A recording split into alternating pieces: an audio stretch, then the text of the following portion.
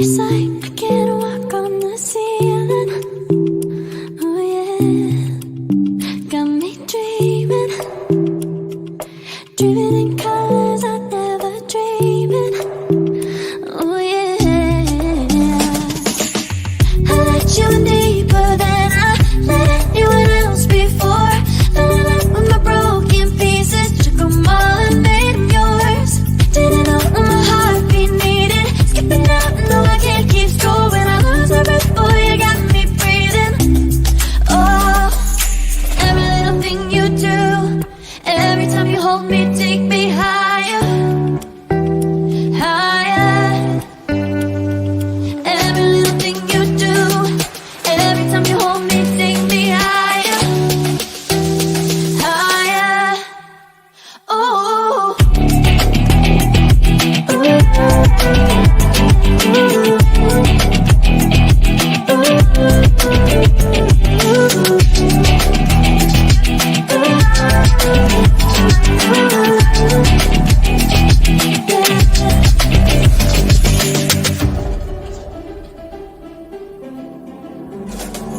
magic. No, I'm never letting go. Now that I have it with you. When you kiss me, it's like the stars fall out the sky onto my heart to cover up what I don't wanna show. I let you in deeper than I let anyone else before. Fell in love with my broken pieces, took them all and made them yours. Didn't know what my heartbeat needed, skipping out, no I can't keep score. When I lose my breath, boy, you got me breathing. Oh, every little thing you do, every time you hold me, take me higher, higher. Every little thing you do, every time you hold me, take me higher, higher. Oh, you take me higher, you take me higher, baby, take me higher. You take me higher, baby, take me higher. You take me higher, baby, take me higher. Yeah, you take me higher, baby.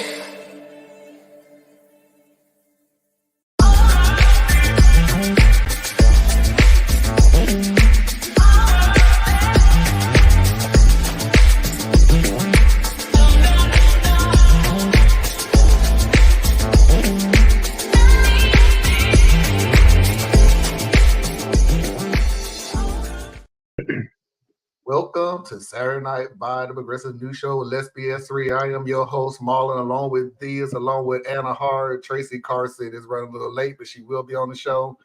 I'm going to go ahead and give you a service announcement. Today and tomorrow's show is pretty much about to be the same thing. A bunch of Reddit stories and things like that, because some of y'all may not know, we always take the last week of the month off to regroup.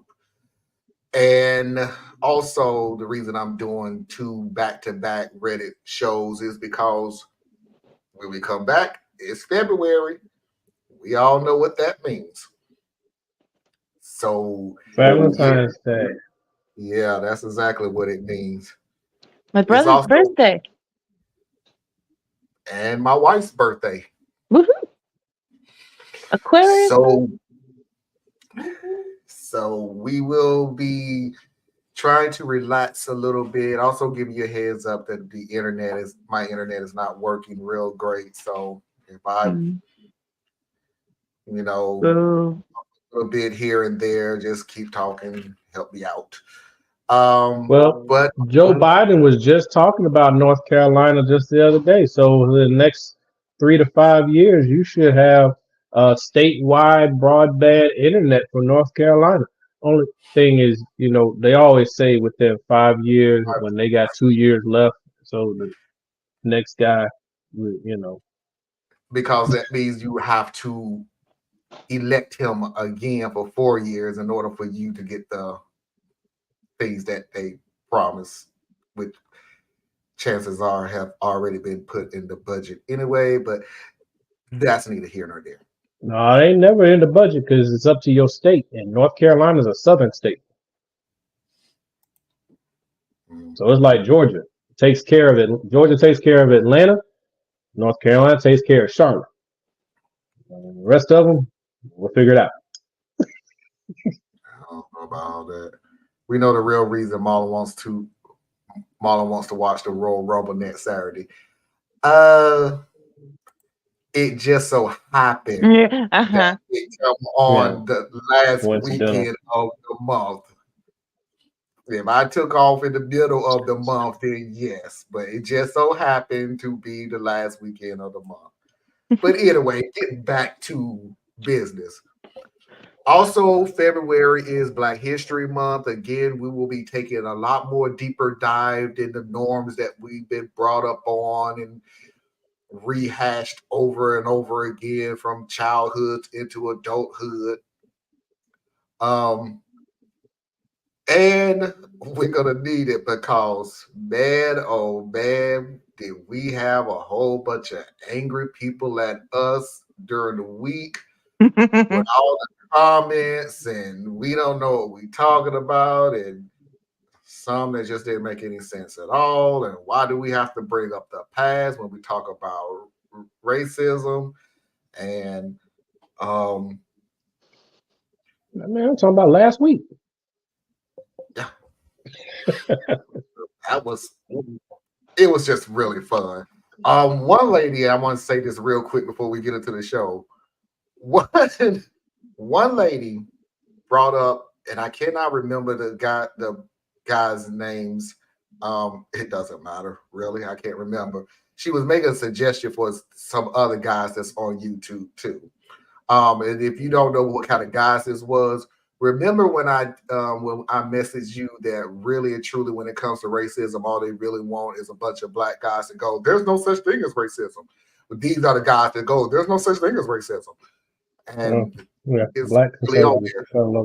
So they had some other guy that they just love and we admire him so much, and he's just a great guy. So we're going to go and make comments on an interview that he had.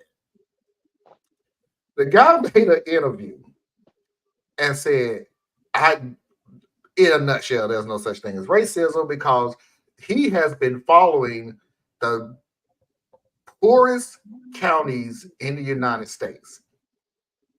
And you will be amazed at the poorest counties in the United States is predominantly white, and you don't see them complaining. And I went the poorest counties in the United States. Wait a minute. So I had to look it up. You, sir, have been following 10 counties, the 10 poorest counties, out of over 3,100 counties in the United States. I got myself to sleep that night. I mean, one of the big mistakes is poor does not equal black. Racism does not equal black. I mean, it's like this false equivalencies. There are more poor white people than rich white people because there are more poor people than rich people. That's how you get to be rich, because you got more than other people. And white people come from multiple backgrounds, because white is a consolidated term for a whole lot of people, and they're roughly 56-60% of the population. So a lot of chances to be poor. So it's like it's a fault. We're talking about per capita, folks. When you adjust for population relative to the whole, how does a group, represent itself in particular metrics? There's no reason, and that's when you start to look towards systemic racism and systematic oppression. But just because somebody's white and poor, one, they're losing a rigged game, which is unfortunate. But then on top of that, it's just a lot of opportunity because capitalism will break people. Period. What we're asking for is if you could just erase the obstacles that are tied expressly to your appearance and your ethnic background, then can we all now struggle under capitalism in a fair way? You know what I'm saying? Can we each have an equally sucky experience there? But whatever. All right, so before we get into it, and it's funny because this is the last announcement that I'll make, and I'll make it again at the end of it. So everybody kept saying, and I have got some emails too, that I never tell anybody what the assignment is, and you keep saying February is going to be deep. So can you let us know what the subject is? Okay, the subject of next February, the first weekend in February, will be systemic racism. We're going to take a really deep historical dive into systemic racism. And to prove once again, when the idiot said, when you talk about racism, you always talk about the past. Yeah, because we have to start from the past in order to see how it affects us today. But you're not going to watch. You'll just read the title and go, oh, every time I see a black man, he's talking about race. You're there anyway, crying again. Let's get this party started.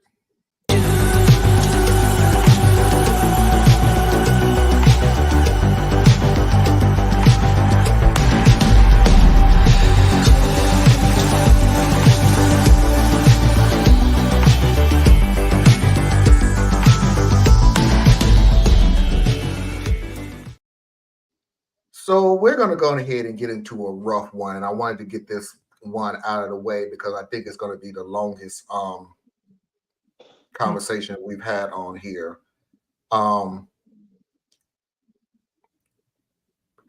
Viewer discretion advised. There is a death of the baby. So, just prepare yourself for that. But it's really, really, really early into the story, and it does have an effect on the rest of the story. The title is Share My Birthday with My Dead Twin.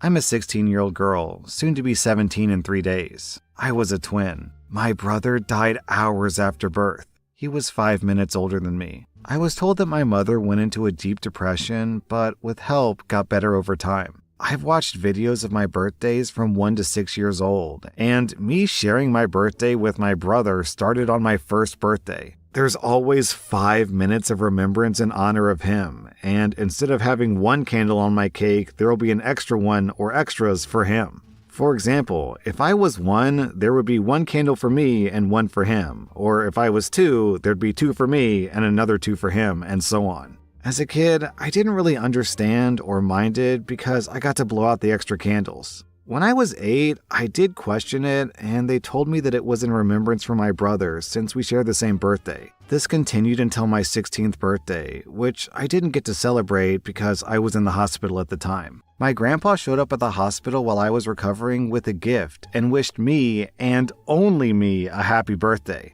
After he left, I realized that I loved that he only acknowledged me. I realized that I didn't want to keep sharing my birthday with my brother, but then I felt guilty. I did try to speak to my parents about just celebrating my birthday this year, but I was brushed off. Now we come to what happened 4 days ago, and my grandpa, who's the official cake maker in my family, asked me what kind of cake I want. I told him and said firmly that I only want 17 candles, please. My parents were in the next room, and immediately they came in demanding to know what was going on. That I should know that the other 17 candles were for my brother, and I ended up crying and told them that he's not even here and I am. I can't remember everything that was said, but there was a lot of shouting with me and my parents and grandpa, and me getting told that I'm selfish and I need to stop being self-centered. Grandpa left with me. I've been at his house since the big fights. I've been crying a lot, and Grandpa has been here for me, but I feel so guilty, and I need to ask, am I the butthole?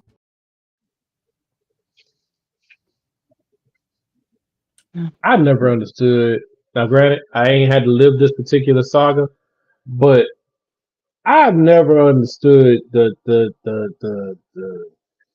beyond the acknowledgement of someone who has passed away, having like parties or like I don't get it. Like Carrying the only grief one forward. child, 17. No matter how you count this, only one child is 17. The other one's deceased. So you can remember. How about this? Instead of remembering their birthday, how about we have a celebration of when he passed away and we just use that It's as the the day same of day. It was a remembrance? few hours later. Oh, yeah, that's right. So in that case, we ain't going to do this. Okay? Yeah. We can always, I mean, I'm not to sound too callous. There's not a lot to remember. Okay? He wasn't here very long. So what exactly, other than the pain, are you remembering? You're So systematically I remembering don't the get it. pain. You, But I your system mean, is first of all, the beginning of the story was they said my mom went and got therapy. I'm inclined to go, they said that. Did she really? Number two, and this is to the parents, you are not Oh, man. celebrating a birthday, you're celebrating a memorial every year for the last 17 years. Mm-hmm. It's a memorial, not a birthday. You can put a cake up there all you want to. It is still a memorial. You're making it a memorial. And it's so unfair. Your daughter is still alive right in front of you. You're perpetuating your grief. And and getting mad. and you're placing an unrealistic expectation upon a young girl who never got to feel the all the twin things. It's unfair. And no, you are not. And I'm And, sorry. and the deal is this. Y'all know how I do this. I always look in the future just to see. How far are you going to take this? Every year. Every This year is for the not rest over. of the twins' life? So For the instead rest of of the parents' life. so Yep. no 25 candles, 50 candles. No 30 candles, 60 candles. How far are you willing to take this? We're gonna have a whole nother cake. Yeah. Yeah. And the funny thing about it is, like, hey Tracy, the funny thing about it Mhm. is there was a twin that Mm. came on, and I remember stories like this. Good on the parents. Appreciate it. Thank you. There's some good parents of twins out there. Cause she said her parents made sure that, and she's a twin, she said her parents made sure that they didn't treat the twins like they were the same. Like if you wanted to wear different clothes, wear different clothes. When they had a birthday, they had two cakes. Yeah. Because it was you may have a twin, but you are still an individual, and I'm going to treat you as individuals because that's Now who y'all you would have are. got one cake. I would have got two cakes. Y'all would have got one cake. I That's a know lot of you. dang on cake to eat. It We all would have got depends. one Yeah. I would have got a little cake, but yeah. cake. The little girl never experienced that pain. The parents felt, I don't think it's fair to ask her to always do that at her birthday. Yeah. The twin never felt that pain. And I'm really not trying to jump on the parents. I get that you are grieving. I get that. The problem that I'm having is that you do realize that every time you do this, you're reliving that pain every birthday.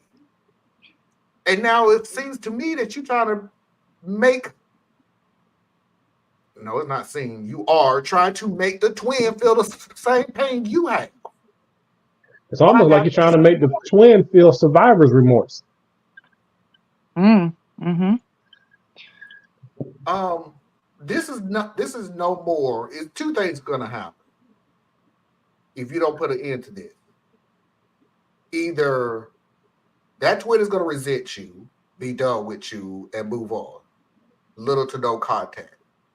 Or what I've been reading a lot lately is they're just not ever gonna celebrate their birthday. It's to them. It's just it's going to be another day. Happy birthday, thank you, and bye, It and was move always on. celebrated as a death day. Yes, you keep treating it like that. So So it's one of those two things that's going to happen. If they do celebrate a birthday, you're not invited, or there will not be anything to be invited to because they're not going to do it anymore. Those are the only two choices at this point. Y'all still need therapy.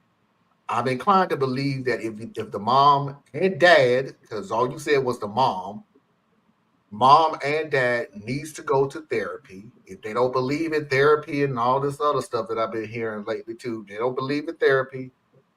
Okay, this is then those two things that I said. Those are the roads that's going to go down.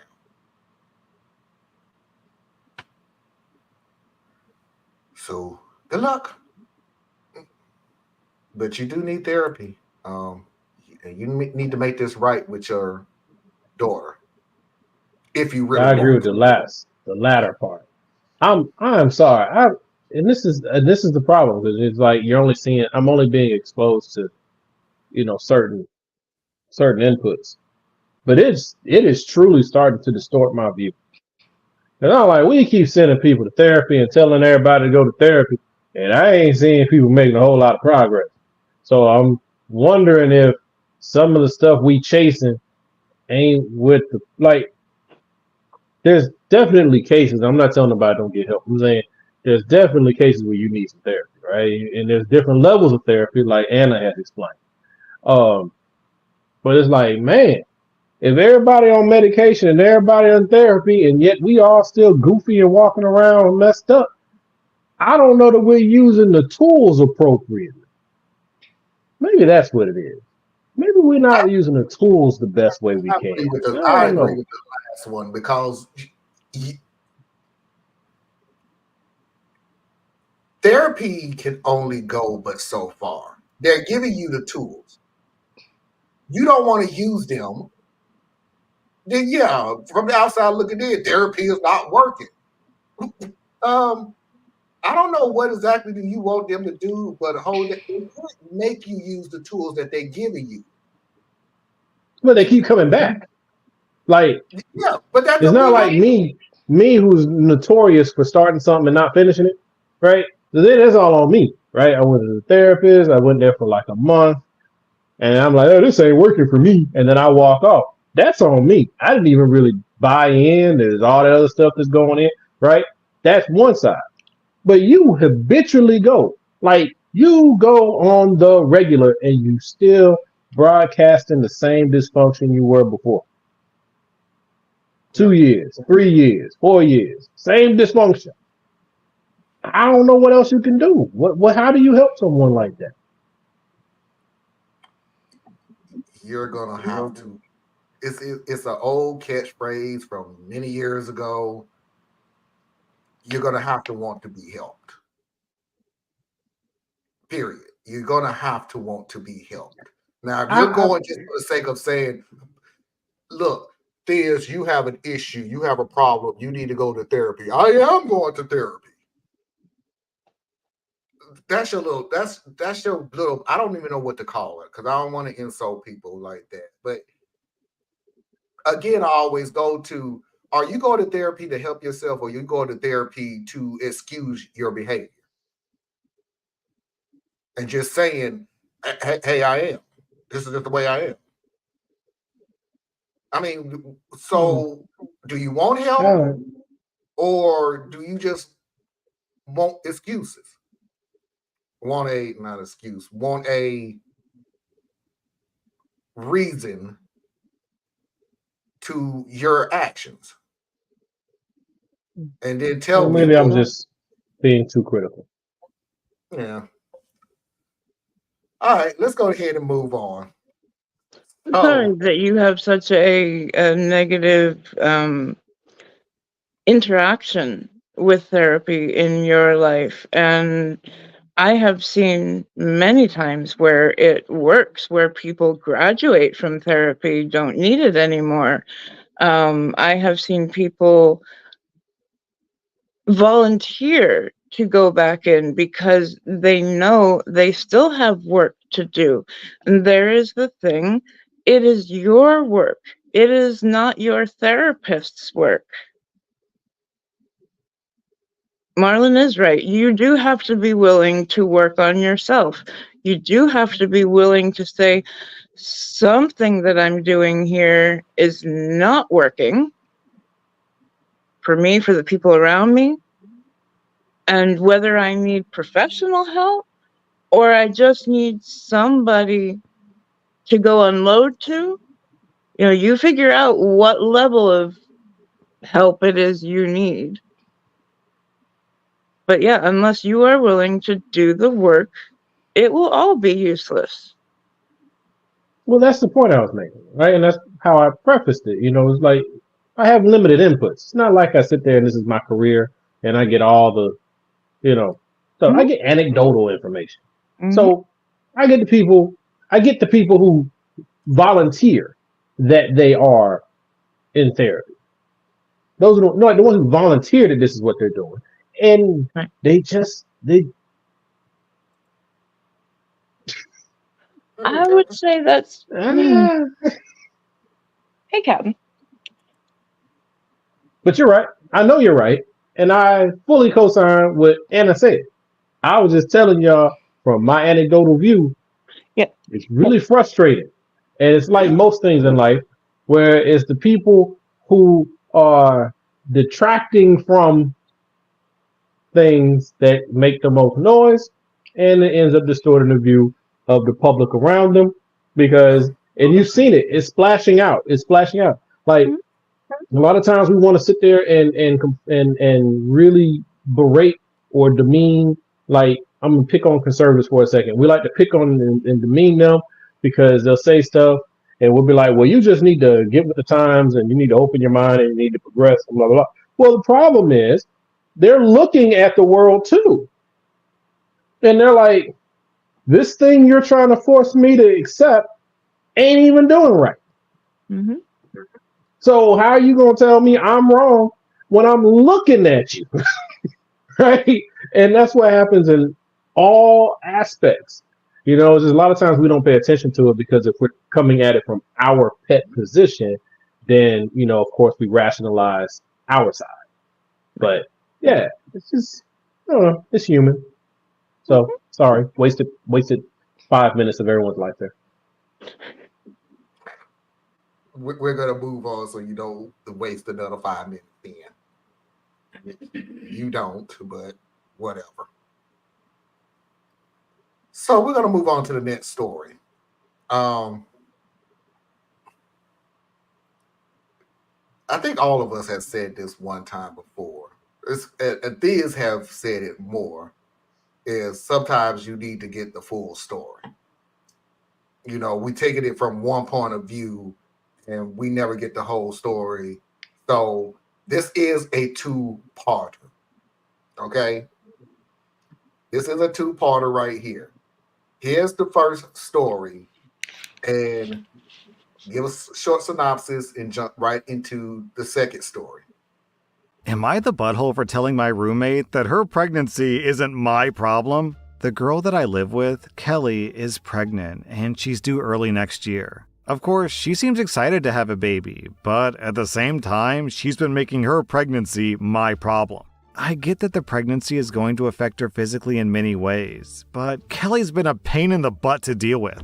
I had to throw out all the bananas because she was complaining about how strong the smell was. She isn't helping with cooking and cleaning as much as she used to. Kelly cries about almost everything, and it's annoying as hell. Her pregnancy is making her vomit, which I expected. But sometimes the vomiting is so intense. And once, she pretty much projectile vomited on the floor because she couldn't make it to the bathroom, and I had to clean her vomit up. Over the past few months, she's been asking me to get things for her from the store, even on good days when she isn't feeling sick. When I asked her one day why she couldn't just get up and go to the store herself, she said, "I'm not the pregnant one." So this is where I might be the butthole. Kelly's been asking me to drive her to appointments, which I did once, but then it became a constant thing of her asking me, and I kept refusing. This is what happened the other day. She asked me to take her to the clinic. I said no because I was busy that day. She kept pleading with me, and finally I had enough and kinda snapped. I told her that she's the only one responsible for her pregnancy and to not make it my problem. So she needs to stop making it my problem and asking me to constantly do favors for her.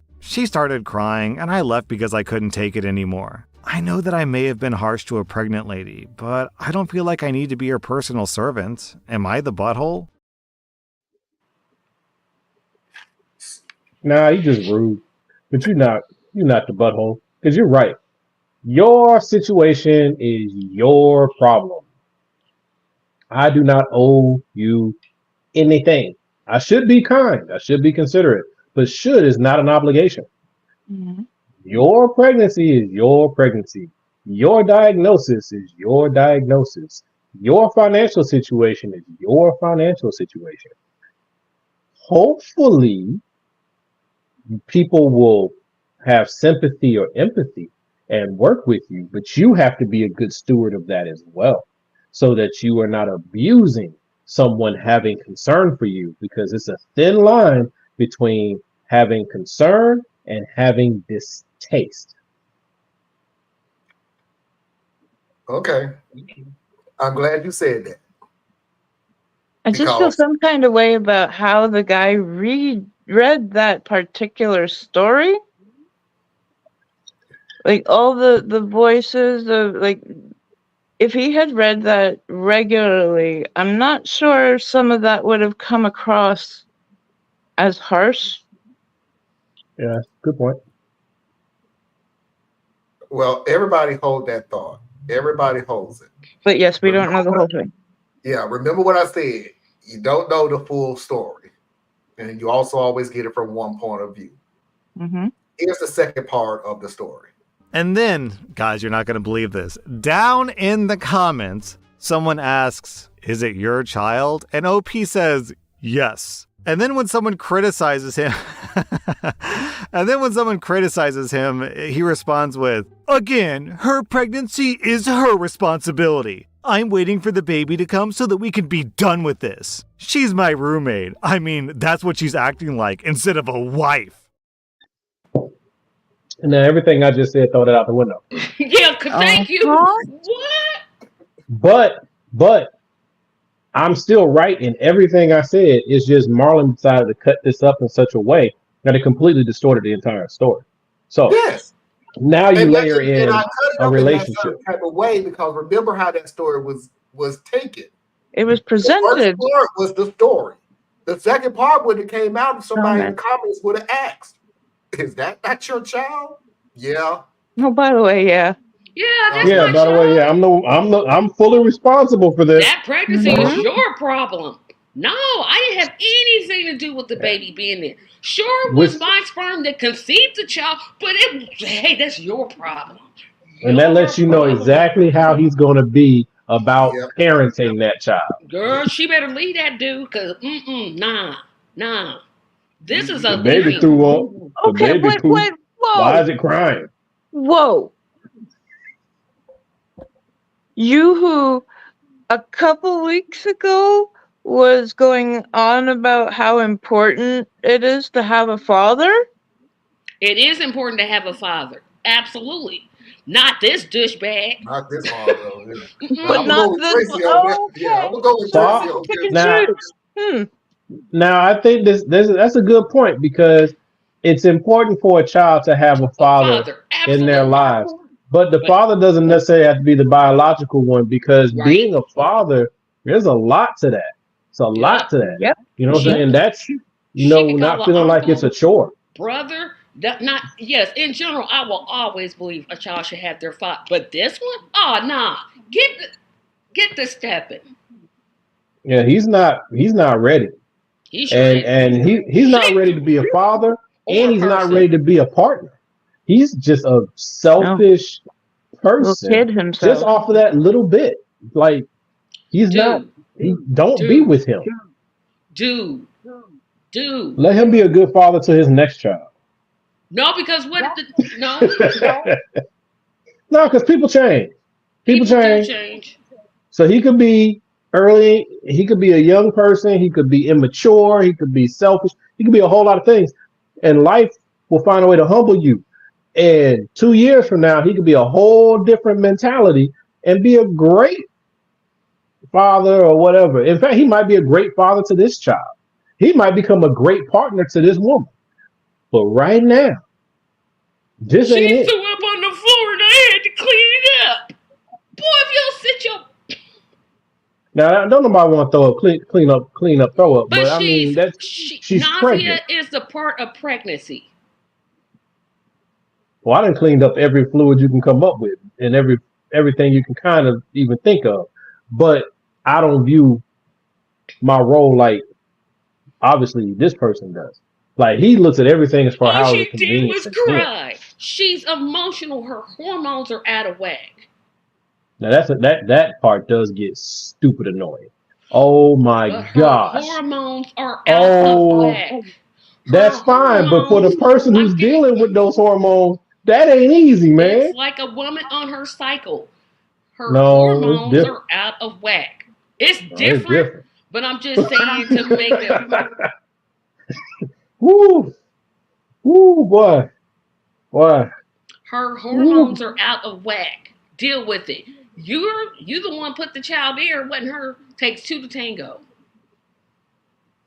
I don't think it's fair. See, I'm glad you brought that up because that oftentimes gets lost in the mix a little bit.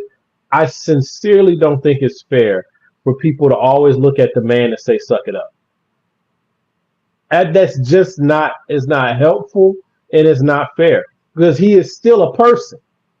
He's still the one that she's yelling at for no apparent reason or that has to console her because a commercial upset her, right? It's still, he's in this. So it's not fair to just say, suck it up, because that still takes emotional energy from him. Or it still takes him having to clean up, some stuff that don't nobody want to clean up. Like, that's like looking at a caretaker of a child who has a severe disability or a loved one with a serious disability. And you say, well, don't you love them? Suck it up. No, sometimes you get tired. It's a lot. You know what I'm saying? So you have to be. I'm not. The compassion needs to lean on her. I told but her I don't wouldn't forget take her about to the other clinic person. for her appointments. You're the father. You're supposed to take her to the clinic for her appointment. Where does it say that? I agree with you, but where does it say that? How else she's gonna get in there? Put her on the bus? People been riding the bus for a long time. But I mean, people, don't get me wrong. Don't get me wrong. I agree with Tracy. But what I'm saying is that doesn't make it universal, right? Like, you can't say because you got her pregnant, you need to go to every doctor's appointment. No, you don't. No, you don't. What does she need? What does she want? And then how can he meet her? Because he may not be able to do 100% of what she wants. He can and that doesn't mean that he gets no credit. I don't think I should have to take her. Well, gee, that night of passion, if I'm assuming that's what it was, What's his wife? This is his wife. I said, I'm assuming. Now a roommate. Yes, a roommate. Thank you. Remember this story. We're all saying, dude, this is your wife. We didn't even know it was his wife until he was already horrible, and now he's more. Because you already started calling her roommate. And now it's not that she is a roommate, it's she's acting like a roommate. In his eyes, yeah. In his eyes. But this is why I'm going to push it back on the ladies. And it's not all your fault, ladies, but I'm going to push it back on you because, unfortunately, if the man gets you pregnant, it's a lot easier for him to run away than it is for you. So protect yourselves, ladies. Protect yourselves. This is why before you lay down or bend over or whatever you do to give up the cookie, you need to know who you are dealing with. Slow down, right? This is not a game. Yeah, you get to have fun, but it's not a game. This is your body. You can get sick. You can get pregnant. There's so many things that can happen. And for the fella, same thing. You can get sick or you can get her pregnant. But I'm talking to the ladies. Take some time to decide if this person is the caliber of person that's going to leave you in a bad spot. I guarantee you someone this selfish, You know his ass selfish. You married him selfish. And that's not to blame her, because he is his own particular train wreck. But look ahead, folks. I'm just saying, take 2 steps forward, please. Also, let me go ahead and say thank you for Donnie on Facebook making a comment. Wow, I haven't seen Donnie since high school. That's how long it's been. But hello, Donnie. Thank you for making a comment on the show. Let's go ahead and move on, because I want to make sure that I play what has officially now become my favorite video. I'm not going to play it next. I just want to make sure that I play this next story. We talk about it so I can play what has now officially become my favorite video, maybe darn near of all time. So we're done with Baby Daddy now? Say it again. Are we done with Baby Daddy now? The story was over? Oh, that was it. That was it? Oh, yeah. Okay. Sorry. Yeah. Pretty sure the rest of the day was probably him getting cussed out. So, Well, did the ladies have anything they wanted to add? He's a piece of poop.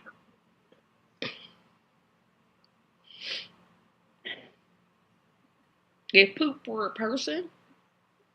I wondered how much of, how quick did they get into the relationship? To piggyback off of what Theus was saying, to get to know your person before you become a partner, though you can also really, there's the honeymoon phase, and there's also the let's try to go through something hard together. And sometimes that's the time you find out truly who you are married to. And that's why it's a good idea to wait. I'm absolving her of all blame. It's Of course you are. His fault. His. Okay, we're going to move on, because I know beyond a shadow of a doubt that y'all go ahead. I'm going to play my favorite video. Okay. So, It's your show. Yes.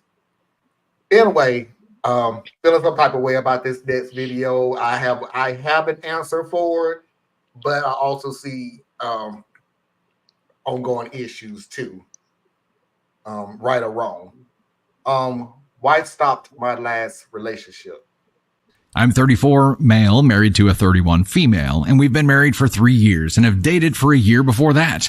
We have a 2-year-old and she is pregnant with our second. Everything about our lives is absolutely perfect. She is the love of my life, but I found out today something that is really messing with me. My wife and I worked together for the same large company. We were nothing but acquaintances for the longest time.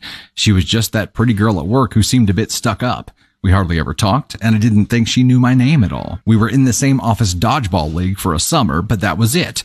I had another girlfriend when I was 28. We met online. She was great, but 5 months into the relationship, a friend sent me screenshots of an online dating profile with her name and pictures. I confronted her, and she vehemently denied it all. But the evidence was right there, and I couldn't trust her anymore, so we broke up. Just a few months later, I started dating my wife after we had matched online. We had never even had a full conversation before matching with each other online, but suddenly there was this spark and the rest was history. We moved pretty fast. We both wanted to settle down, have a family. She's a wonderful mother to our kids and the love of my life. But recently I found out that she had sabotaged my relationship with my ex all those years ago by following my private Instagram with a fake account, saw photos of me and my ex, stalked her account, and took pictures from her private Instagram to upload to a dating app, and the rest was history. She made a fake account with your ex's stuff so that someone else could deliver it to you and frame your ex for having a profile on a dating app. I mean, that's malicious, right? That's malicious. I found out after she got a new iPhone for her birthday, and she gave her old iPhone to me to erase and sell online. One of her burner Instagram accounts was the exact same profile that had followed me right around the time of my breakup. Now, how would you remember that? That's just wild. She's still following me and my ex with that account. She probably forgot to unfollow. It was really freaking weird, and I confronted her. She confessed to everything but kind of blew it off. Like, oh, well, I had such a big crush on you. I did what I had to do, and it worked out, didn't it? I admit the way she blew it off was so strange to me. I told her I didn't know who she is anymore. She got upset at me and said, so you value a 5-month relationship over your wife? And said that we were meant to be. I got really upset and called her crazy, which led to her crying in our room and refusing to come out. Yeah, you're crazy typically works really well, solves most problems. I don't know what to think. My friend is telling me to just let it go, that if anything happens, it's a cute story to tell the grandkids one day. But it just creeps me out how she had always given me the cold shoulder before we started dating, but all that time she was obsessed with me to the point of sabotaging my relationship. She's never done anything else dishonest or sneaky to my knowledge, so this is just wildly out of character for her. I don't know how to word it. I guess it's nothing. Maybe my friend is right. What do you guys think? Was I too hard on her? Should I just let it go? Where's the rest of the story? I'm gonna go first on this one to get it on out the way.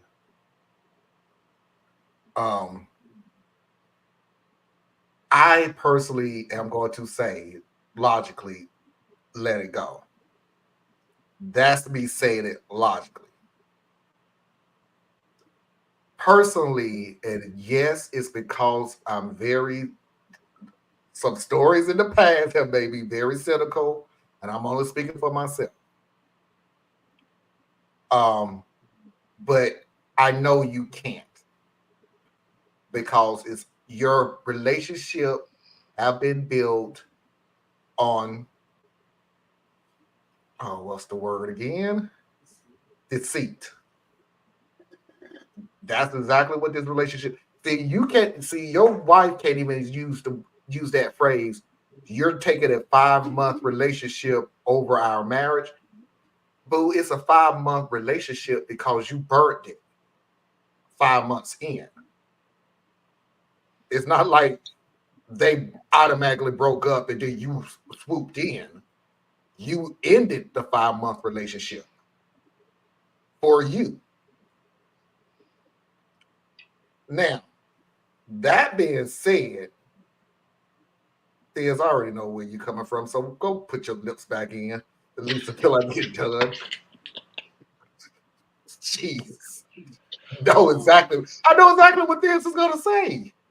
So I know I'm saying from a logical point of view to let it go. But here comes the cynical part of it. In the back of your head, you're going to go now I know my wife is capable of doing whatever to get what she wants.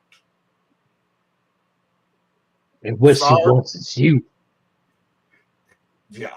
But the same thing about what she wants is a baby, another baby.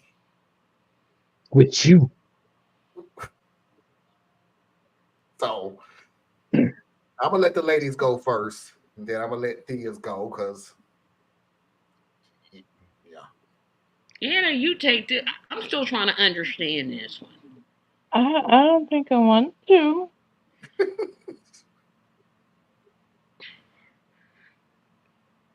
So I want to make sure I get this right. Go ahead, Anna. No, my brain is still comprehending this too. So she wanted. Here's the deal. Years ago, OP was dating another woman. Yep, got that part. His current wife made a fake Instagram account, got the girlfriend's information, made a fake dating app in the girlfriend's name, and got somebody else to spill to OP that, hey, look, dude, your girlfriend got a date app, got a dating account. Did she trick the other guy to tell him, or just that was just a coincidence? She just kind of waited until somebody found it. And yeah, that's what I'm like. What's the chances? I don't know where that was. I don't know if she told somebody to do it. I don't know if somebody discovered it and told OP. That was never answered.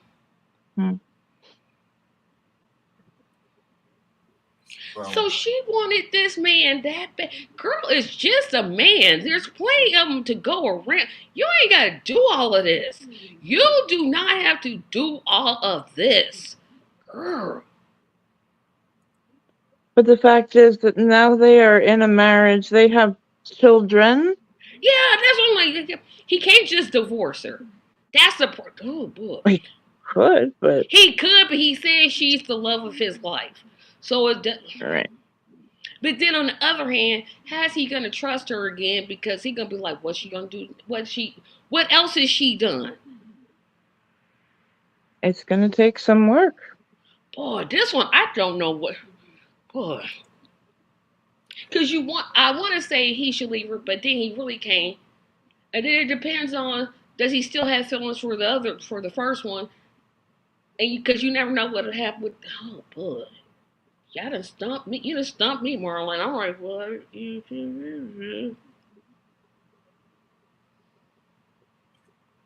All right, well, go ahead, Theus.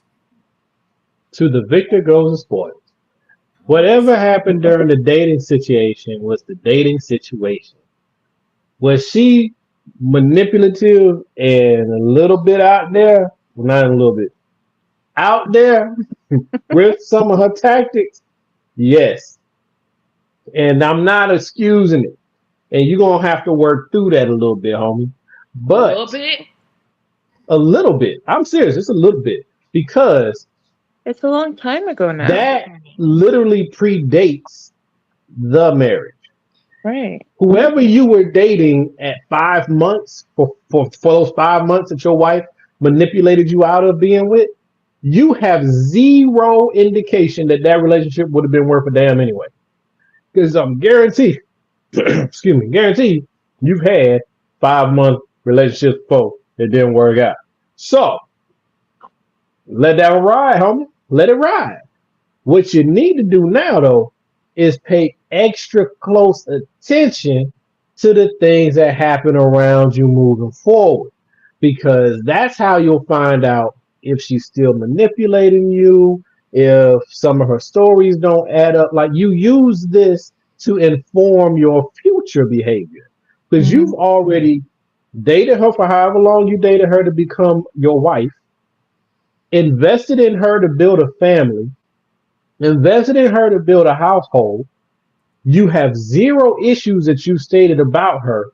So the same way I say in dating, you can break up with somebody for any reason. Dating just simply doesn't matter. Like, to me, dating is the qualifying ground. Yeah. She somehow managed to play loose with the rules and got there. But here's the question for you. Now that she's your wife, got one kid and another kid on the way, got a house, job, everything's perfect. Even said it was perfect. What if you found out that 2 weeks after you started dating her, she slept with her ex-boyfriend?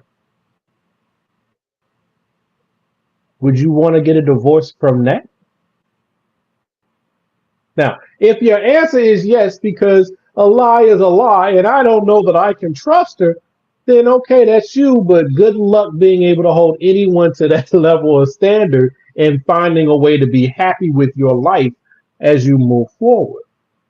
Because remember, when you drop her because of something that happened in your dating life, you now have to move into the future and you're going to start dating again at some point. And how are you going to navigate that now? You're going to start to figure out what they did when they were in the 8th grade. You're going to try to figure out what they did when they were in college. Right? Unfortunately, life is such that you're going to have to put a line in the sand for yourself.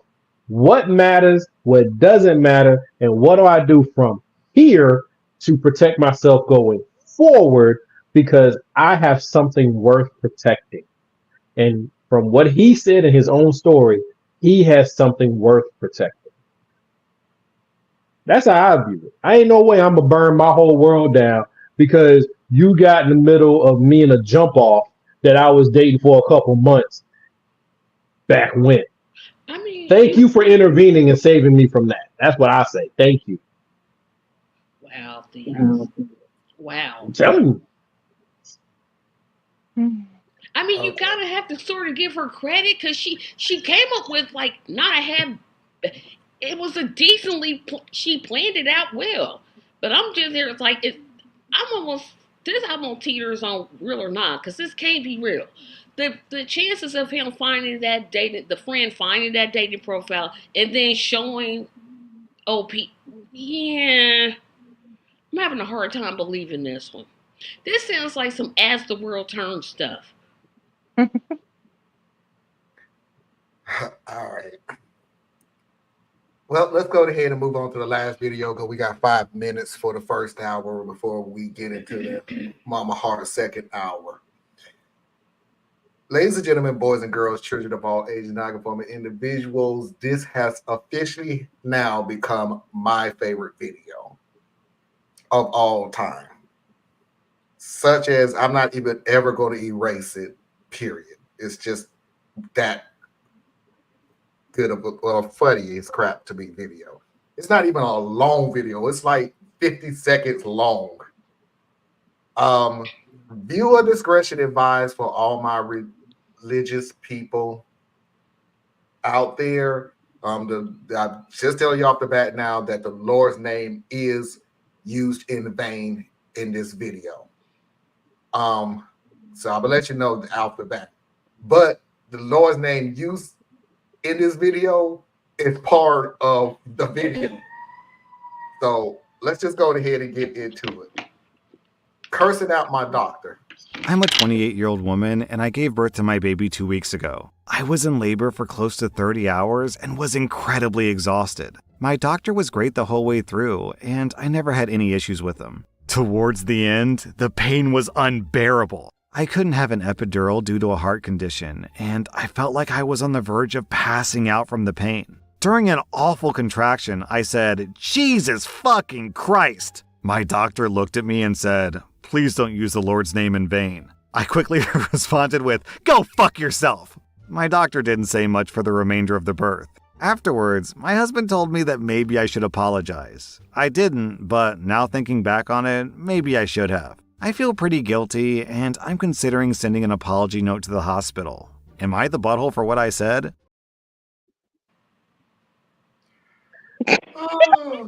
The hell?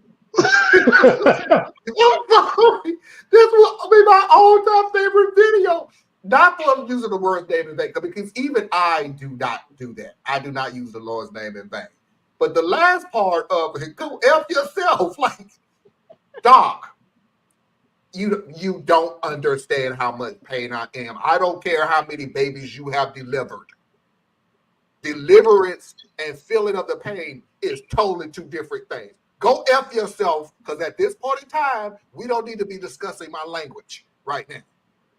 For real. I don't care if I got a hangnail. Your religion is your problem. Yep. I'm in pain. And I'm sure, especially let's say we serve the same God. You can't judge me. Let him judge me. Ain't that in your rules? Let him judge me. I'm sure my God is big enough to deal with me getting it wrong for a second while I'm in excruciating pain that God himself said would be one of my curses of existence, right? Mm-hmm. So we need to work through this one, Doc. If you need to put some earplugs in, or throw some earbuds on and play some classical Christian rock, I don't care. Work yourself out. But right now, I need my epidural. I need this baby to get out, and we pray afterwards. She couldn't take an epidural. Oh, well then, hey, whatever come out of my mouth coming, homie. It's all coming. This should be real or nah. What? No. I can't handle a man cold. You know I ain't gonna be able to handle no baby. Oh no. But anyway. I almost called out because my toe hurt the other day.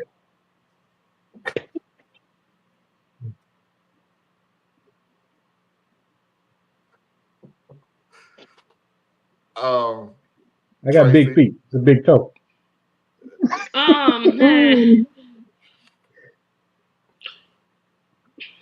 I don't like it. It's one of my number one pet peeves when people do that. It's the one thing I cannot stand. I do not like, but I understand she's in pain. So I think I would have had a little grace considering her condition and the situation. Now she's just right. Again, it depends on the situation. Some people do it and they just do it all the time, and it's just annoying when most people do it. But in this situation, yeah, she would have annoyed me, but I've been like, oh, she's in pain. God understands. And I just would have went on with it. But it still annoys me to the uttermost when people do it. You know, I agree with you, Tracy. But here's the other thing. Like, people get hung up on, because I think it's one of the rules of blasphemy, I want to say. It's in the Ten Commandments. Yeah, but there's a lot of stuff in the Ten Commandments, and don't nobody follow all of them. Because if you actually read the Ten Commandments, like 4 of them don't even make sense no more. But it's funny. Well, I'm serious. Do we need to go through it again? We can do it again. We did it before. We pulled the Ten Commandments, and they're like, wait a minute, this one right here don't even make sense.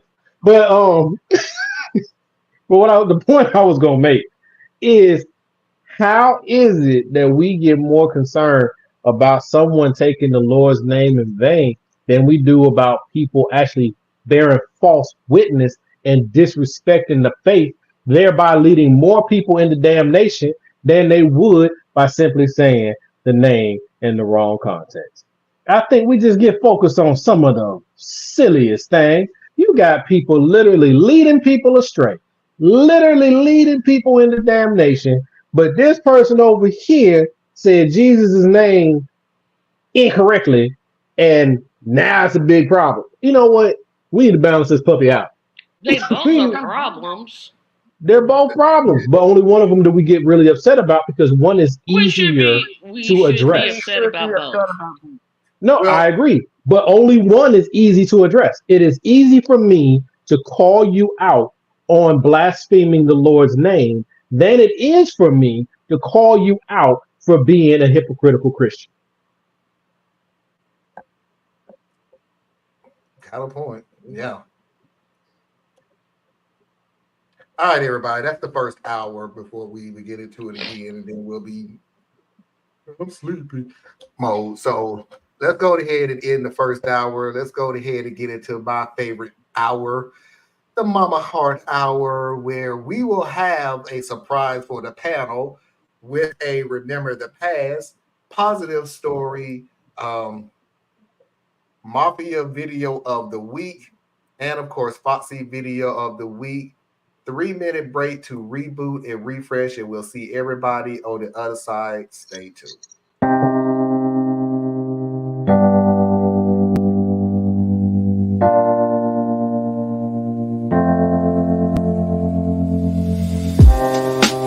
Living for weekends, wishing I could take a break from this world. Running on a hamster wheel, but searching for something I can't feel. I just wanna be a lost girl and fly. Take a breath, feel my wings spread, levitate above the ground and make eye contact with clouds. Now I'm rising, I'm soaring above it all. I just wanna be free. Finally, I wanna be free. I wanna be free. Finally, I wanna be free.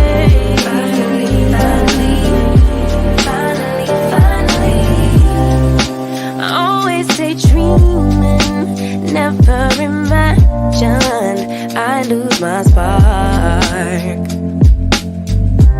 Living in this crazy time, putting back the pieces of my mind. I know how to run from the dark and fly. Take a breath, feel my wings spread, levitate into the clouds. I'm so high above the ground, I'm rising, I'm soaring above it all. I just wanna be free.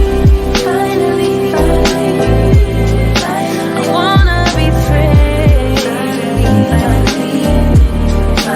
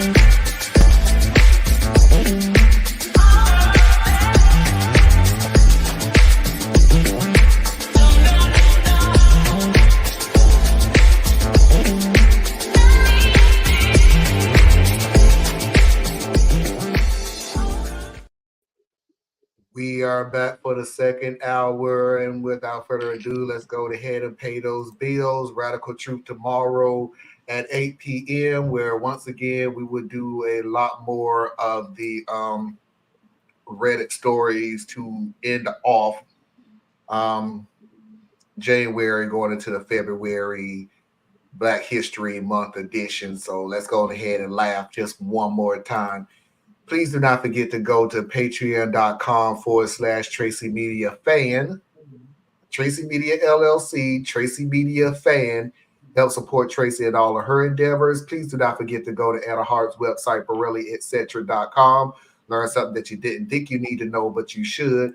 And if you need to reach me, you can do so at radtp@outlook.com. That's radtp@outlook.com. So close, so close. I know I got everybody else's right. That's up mine. Mm-hmm. Before we even get started, Anna, did you have anything to say on that last story?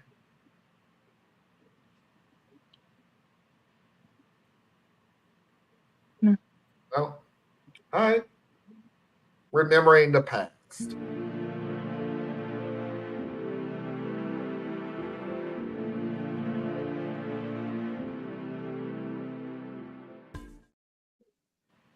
So this is my surprise. I'm going to play a story from the past.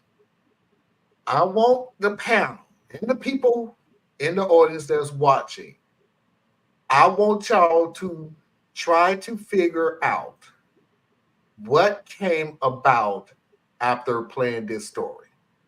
An event did happen after this story. I'm let you know now. It's not an if or whatever. An event did happen after this playing this story. Everybody got it? All right, let's get into it. So I'm still having trouble believing that this happened, despite the insurmountable evidence that says it did. This story also happened to my wife, which makes it much scarier for me that I wasn't there when this all went down, except at the end. So my wife, who we'll call Jessica, was shopping at our local Walmart with our daughter, who is 2 months old at this point, getting some stuff for dinner for the week.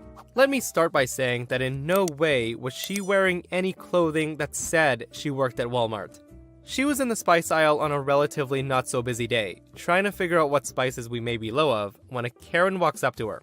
Karen looked somewhat familiar to my wife as she approached her, but any hopes of trying to figure out who she was immediately dashed by the moment she opened her mouth. Karen says, "Excuse me, I need help getting the pancake mix. It's on the top shelf."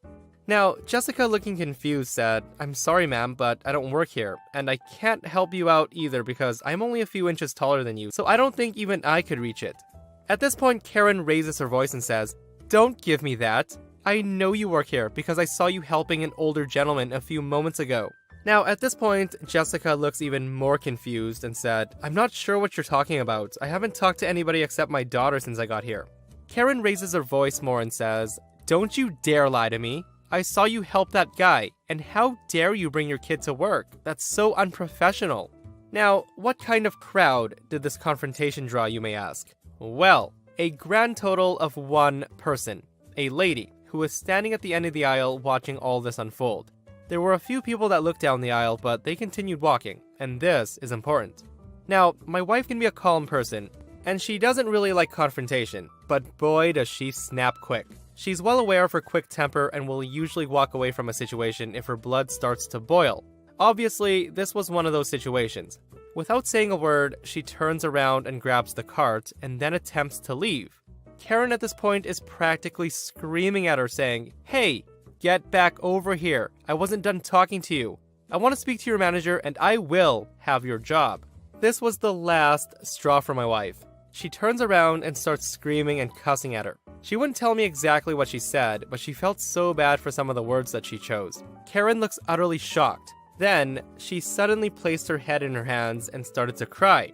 My wife felt bad for her for a second and was about to apologize when suddenly, Karen just took off running past her. When she turned to try to stop her, she watched Karen suddenly run into somebody who was standing right next to my wife's cart, knocking them both to the floor. It was the same lady that was standing at the end of the aisle. Karen very quickly shifts gears back to the usual Karen attitude and says, "How dare you assault me? I will have you both arrested for this. Someone call the police on this lady." At this point, the lady in question looked very concerned, and she looked like she just wanted to get the heck out of there. She got up and turned to run away, but as soon as she turned around, the manager and a police officer had just appeared behind her. The officer said, "What's going on here?" Karen's voice has gone from a shrieking eagle to a very calm but serious tone and says, "You need to take the three of us to the back room right now." The manager says, "Oh, believe me, we are." When they got back there, apparently everything was revealed. Evidently, the lady that Karen had run into had been stalking my wife throughout the store, and Karen had noticed her strange behavior. She had called the police earlier, hence why the officer had been there so quick. After she hung up the phone, it looked like the lady was about to make her move, so Karen decided to try to deter her, as well as try to call a manager over at the same time by acting the way she did. She didn't want my wife walking away towards the lady, so she did what she could to try to keep her to stay. Unfortunately, she wasn't planning for her to completely take her attention off my daughter. During my wife's beratement towards Karen, the creepy lady was making her move, so Karen took action while trying to keep things calm by pretending to accidentally run into her. She also didn't flat out warn my wife because she wanted to try to catch the person straight up, because she knew if she had scared her away, that she might try again with another child. So upon reviewing the security footage, it was confirmed that the lady was indeed following my wife around. And, after lying to the police about her identity, they found out that she had a warrant for her arrest for relations in multiple child abduction cases across the state. It was believed that she was the head recruiter for a large human trafficking ring. I was called a few moments later and flew down the highway to meet with my wife and make sure everything's okay. I don't think we bought this then, and I don't buy it now. Yeah, this sounds like a Perry Mason special episode. I'm not denying that. But what happened after this story? Oh no. I'm not even remembering the story. The Epstein case the names got released? Nothing major. I'm gonna tell you that now. Oh, okay. She got a job. The lady who intervened became the security manager for the local Walmart. Okay, I got it. She got a job on America's Most Wanted.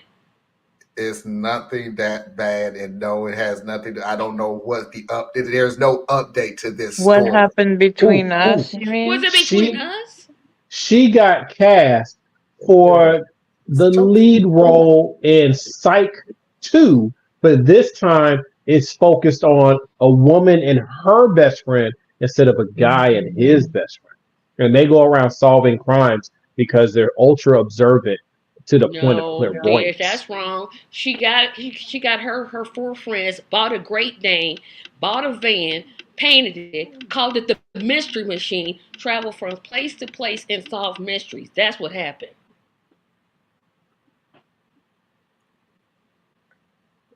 I can dig it. What? That's a new idea. Never heard of that one before, but I think it can work. Okay, I'm gonna go ahead and get the answer because y'all all getting on my nerves. You keep telling. You should have just told us instead of making us guess. I thought y'all would give it. Who am I kidding? Y'all wasn't gonna get no good faith guess because of that story. I was asking a real question. Like, was it something between us? It was something between us. Oh, okay. It was vague. I didn't know. I thought you talking about what happened next in the story. Okay. So let me tell you what happened next then. I'm going to guess that Thea's threw out some wild theory. Yep. You will be right. But because of that story, this was created.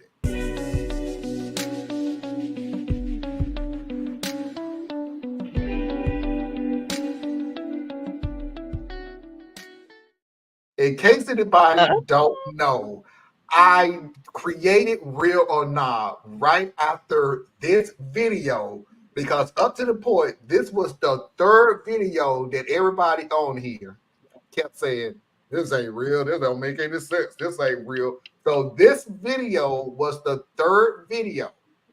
And after that, I just went, holy crap, let me go ahead and just make a real or nah segment. Is the story real? Is the story not? Man, I thought Real or Not was part of us from the beginning. I didn't even know. Nope, not from the beginning. Nope. That story created Real or Not. That story. What about the kidnapping grandma? Wasn't that Real or Not? Nope. No. That was a nice story that I just wrote, and you the only one that kept saying the kidnapping grandma. Well, by the way, why do you keep saying grandma when it ain't? Not a grandmother. That woman was a mom. How you know? Because it was a mom. How you know it was somebody's mom, but how you know there wasn't no children? Because if you say, how do you know? Because she could be somebody's grandma, you add to the story. That ain't what was said in the story. Well, grandma carries a lot better than older mother figure. No, that's just more funny to you that she's a kidnapping grandmother. Who apparently, by the way, is also a part of a grandmother stalking / kidnapping ring, along with the woman that was stalking the guy that went to the grocery store and came up and just was identity theft ring. And here we go with this woman trying to kidnap children because she is being groomed to assume her role when she reaches sufficient age. So she's part of the underground movement before she moves up to the big time. Because she was really sloppy. That's how she got caught. But if she was actually older, she would have been able to maneuver the system better, and this never would have got caught like that. You know, this is starting to make sense to me. Positive story of the week.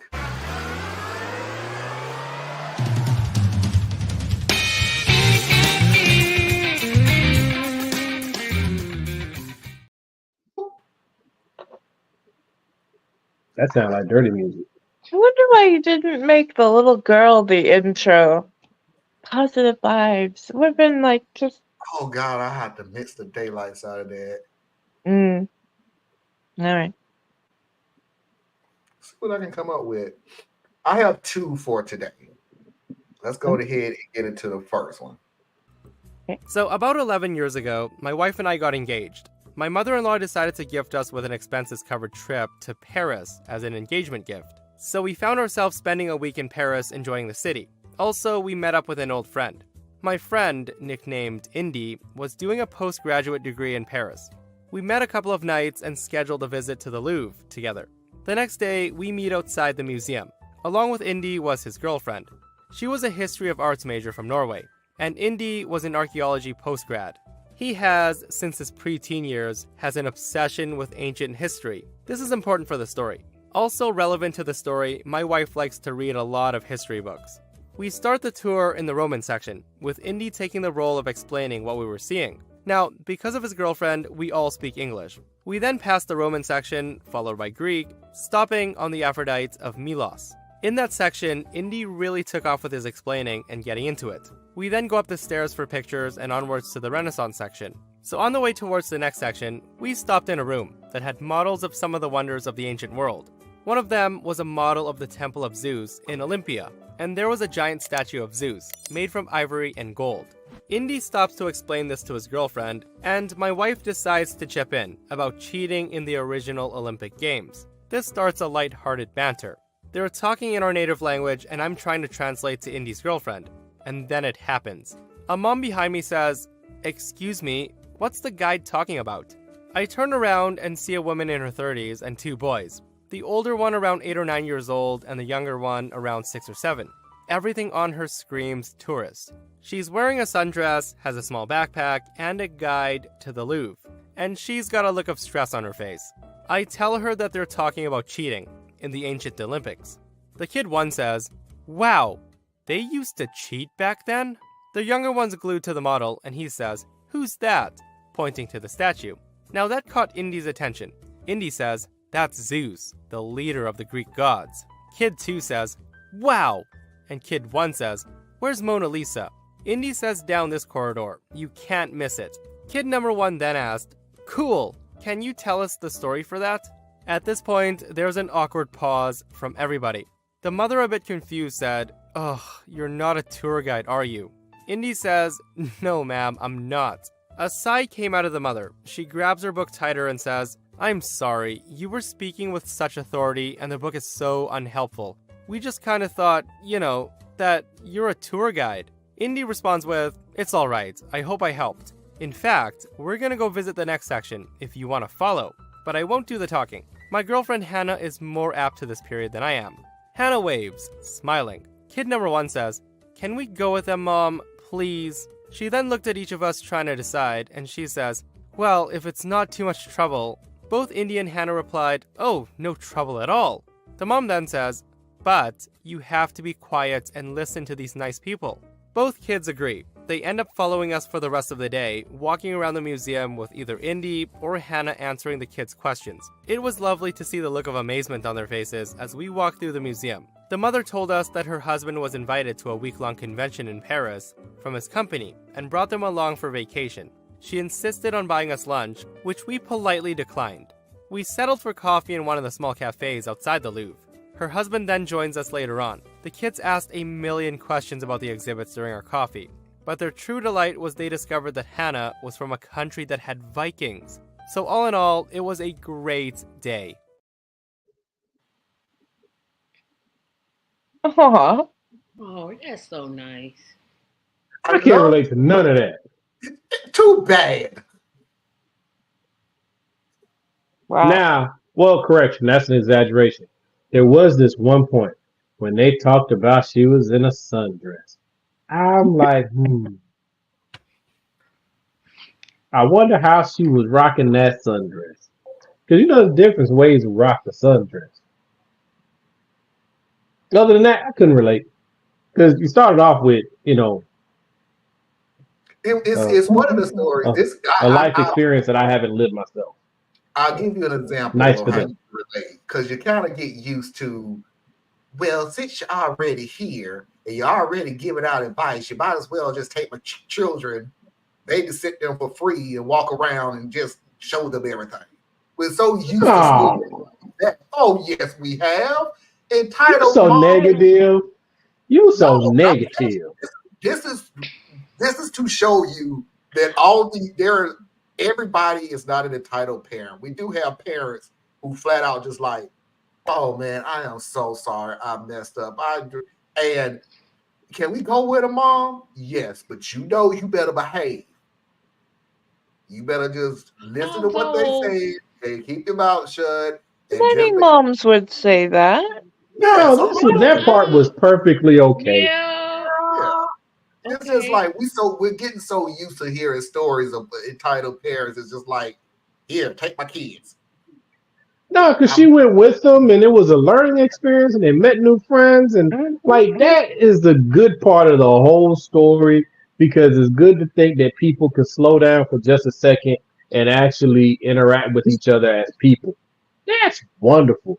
Now, the whole thing that you getting married and your family could afford to send you and your wife to Paris for a week, now I can't relate to that. You lost me right there. Right? Yeah. We were done. Yeah, I mean, I didn't pick back up until the sundress. It took me 3 jobs still for it to go. I still ain't there. I could have been. I just ain't been. And I couldn't be there for a week. So I got to figure out how to say that one up because my wife want to go places. Yeah. I have been in the position of being the person who just absolutely loves a certain subject. And so I was talking in the Smithsonian in New York. And people did they started paying attention, because when you love a subject, you show that, especially if you're teaching. It doesn't matter if you're teaching one person beside you, you get an audience. Yeah, that's true. Museums, Passion is your voice contagious. carries. Yeah. It is it's so And they, it fills me up when you, especially children, when they want to learn. Yes. They yeah, absorb it when they're on your every word, where Asking everything that questions. you say is not a interesting, but it's a wow, really? Hmm. Like I can't believe they cheated in ancient Olympia. It's a sport. They cheated in everything. But I'm not gonna say that to the kid, but it's like, Humans have always yeah, humans. human will human. even I wouldn't do So that. but it's so refreshing to see kids who not only are absorbing information but are amazed by it. It's the amazement that makes you feel like if they're amazed by this, ooh, you wait until I tell you about this, and this. And they absorbed it. When I was in elementary school, I know Zeus and Odin and everything. I was so much in Greek mythology you could not imagine. Love Zeus and mythology. Hercules, which I found out recently is not Hercules, and I can't. What was it again, Foxy? Hercules? Yeah. It's not Hercules. It's Hercules. And Okay. all of that Hercules, stuff. yeah. I went to Rome. I went Hercules. Hercules. It's not Hercules. It's No, not I know. a version of Zeus. Heracles. Heracles. Or something like that. It's a lot more syllables in it than what we've been using. But I was always fascinated in listening to the stories. So I was reading a whole bunch of Greek mythology. And then when I figured I knew everything about Greek mythology, I went to Roman mythology. So that was Odin and Thor and the Siths and all that stuff. Okay, yeah, that's Yeah, that's Norse Norse. That's mythology. Norse. You Norse. I Roman went to is Jupiter for Because mythology. Zeus, Beowulf and was the Yeah, dude. Roman I love the mythology. Beowulf sagas. Those were great. Norse oh yeah, mythology. I got into all of that stuff. yeah. By the way, what y'all did, the Hercules to kill him, ew. But how Odin became Odin was ew too. So what can I say? Um, but I was so fascinated to learn these things. When you get a child excited about something, and trust me, parents, when I'm telling you, you better try to get them into something where they're excited about, because after a certain amount of time, it goes from excitement to you need to know this stuff. Yep. When it happens, it ain't up to you. I think it's wrong that you should even have to know certain things. Why do I No, need to know? Why do I need to know know all Greek the history? things that Why they do I need to should. know Greek mythology? Why do I need to know Norse mythology? The Viking culture isn't even dominant in anything we do, but it is great storytelling. Mm-hmm. But I'm just saying, why didn't we learn about like some of the Asian cultures? Because they got some dope stories too. It's Mm-hmm. because we center whiteness. So at you could literally. I'm not saying that you shouldn't teach these things. I think because I mean I enjoyed the Norse Wait a stuff minute, more is than the that in the Greek manual mythology though? thing. I like Huh? Is that Chinese mythology and Indian mythology myself. I wasn't exposed to those. because world history, American history are the two general things that you do. They have to When teach you. you learn world history, it's European history. Yes. Yep. Well, Yep. and That's true. It's so like Yep. It's not like so you that learn you, something totally you so different. my Like this head is they goes. new. It's like mention the Mongols. They'll mention the samurai. They ain't really talking about them, though. Let's be real. Mm-hmm. Unless you're in college, you're not getting world history. And then No. when you're in college, you have to major in it, and you can't do nothing with it when you graduate. So Sure can't. and some of that world history stuff went over my head. I'm sorry. Y'all got to the point where you were saying they are baron in one country, but they're a duke in another, and I'm like, I'm sorry, but what? but the thing about it is, in almost everything, and I'm trying to get better at this, which is why I haven't dropped any videos because I'm never satisfied with any video that I make. But it's not the subject; it's how you deliver the subject. Yeah. right? So to these young people, see, I think where we've gotten off track in a major way with teaching our young people is we have become obsessed. Basically, we've dumbed it down. We have Yep. obsessed. We have become obsessed with they must be entertained and able to learn, and able in order for them to learn, they must be entertained, and that's not it, because entertainment is like a candy rush. It doesn't last. So you're always having to come up with a new way if you're trying to entertain somebody. What you have to do is just make it interesting and make it relevant. If you make it Yep. interesting and relevant, then all of a sudden, like, the learning about Beowulf comes really cool because it's not the poetry anymore. It's the story in the poetry, Yep. right? And now you're starting to learn poetry because you are cool with the story. Or Moby Dick, really big, thick book, but the story behind it will get you wrapped up in it. Tale of Two Cities, right? These are the things that we were exposed to. But my contention is this: I just named for you a bunch of European stuff. Yep. These same things exist in African lore. They exist in various Asian cultures. It's like that's what critical race theory is actually about. For those of you who are scared of those terms, it's all about uncentering one group and bringing in more stories. That's all it is. So the people are really against the fact that you're saying that we have to decrease so that others may increase, which is hilarious to me, because if you grew up Christian, you hear that every Sunday. Now, I don't know. Maybe the other cultures, churches don't say it. I don't know. But we know it, right? Let me decrease so that you may increase, right? That's a mentality that says let the individual come down a little bit so that the collective can grow and can learn, and that the energy of the Father can come through, right? So I don't know. Anyway, all I'm saying is I like to see if they could integrate more things into our learning without everything having to become like a conflict. I will be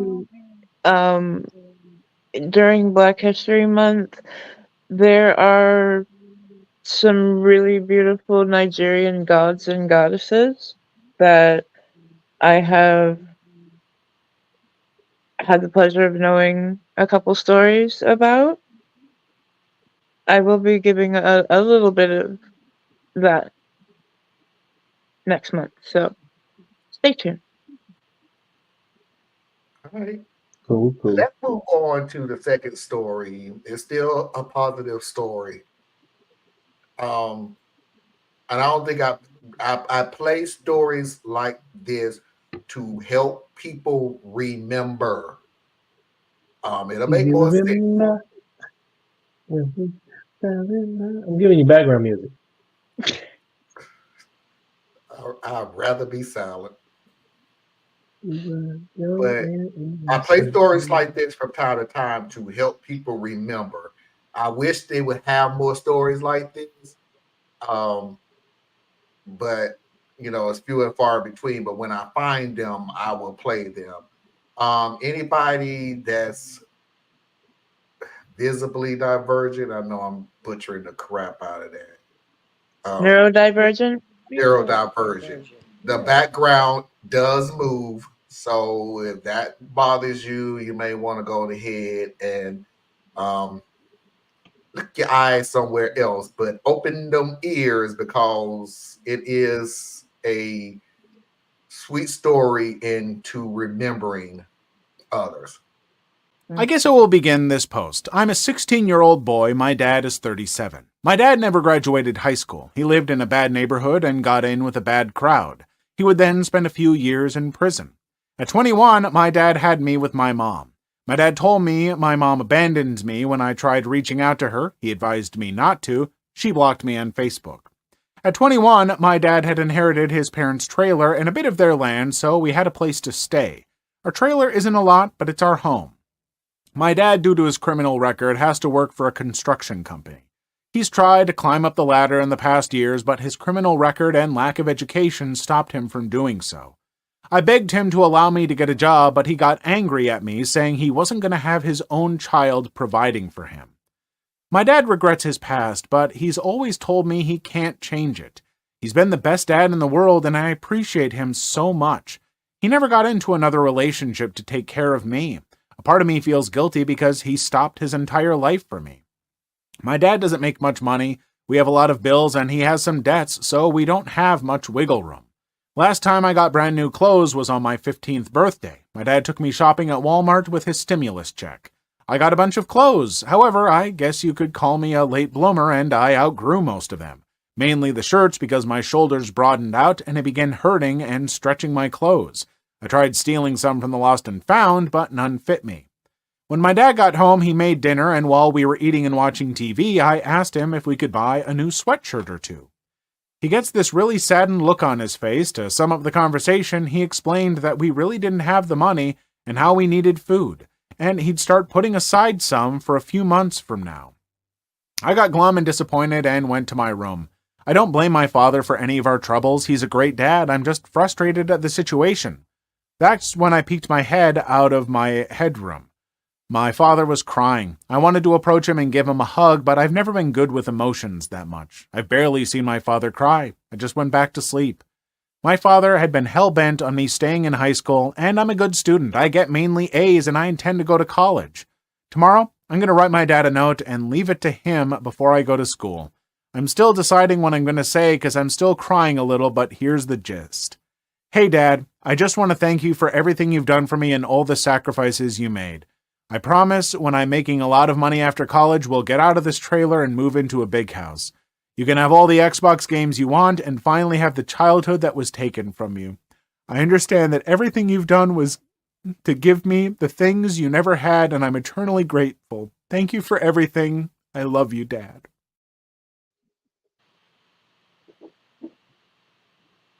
So this is a big part of why I'm doing what I'm doing. Okay? Now, I can't, I'm not focused on the poorest of the poor, but we will be helping them as well. But it's the fact that there are countless among us that they have greatness in them. They have the tremendous love about them and theirs. And because they zigged when they should have zagged, or they were born on first base instead of third, we write them off. We say that you have a felony on your record, you went to prison, and so you can only rise so far. That felony happened when they were 25 years old, hungry and alone with no support, and they made bad decisions and they got caught up in it. Should they suffer their mistakes for the rest of their lives? I say no.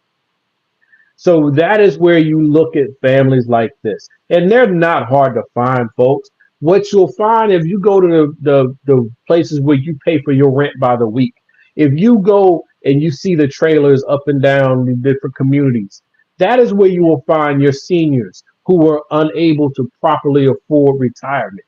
That is where you will find young families that couldn't quite navigate middle school and high school because whatever reasons. Because guess what? Some of us have really difficult lives and we don't all come out of it unscathed. So I'm asking y'all, I'm sorry to jump on the video in this way, but I'm asking y'all to pay attention to some of the things that we're going to be coming down the line with because we need your help. We need to help people like this, right? We need to help people where this is a child who will probably go on to be amazing financially. Okay? Because this is how emotional scar tissue works. That which scarred him as a child will drive him to never have lack again in his life. And he will make money and he will rise in his career. He will start businesses. He will look like he is doing everything, and emotionally he will be broken because he will always be remembering his father that he couldn't help, or he won't be able to focus on being the type of father his father was for him because his obsession is in making sure there's no lack. We need to help people be able to be their whole selves. And that's what this story says to me, right? It's a beautiful story. But unfortunately, it's a story that is played out every day in every community, no matter what color you are, no matter where you are. This plays out daily. So how do we find those families and find a way to help them without spending too much of your energy on the families who ain't ready to go there yet? But there are families that are ready. Let's find them. Let's help them. Let's go. Mm-hmm. When my parents were driving across country, they sold their house in New York, and my mom says it's the biggest lesson in her life. She knew it was like to be homeless without an address. They had like $40,000. Just sold a house. Just they should have had all kinds of opportunities, and didn't know you're supposed to get everything set up when you move beforehand. We come from a generation where you go and you figure it out. They had to finally make a friend who loaned them an address. Lucky that they had that, so that they could start and get a bank account and get back into society. But man, once you are out, system is designed to keep you out.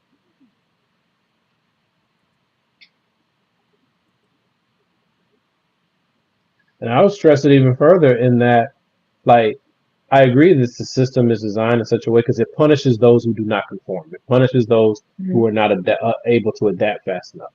But who is the system? So we got to get past that. We got to get past the boogeyman. The system is us. We're the system.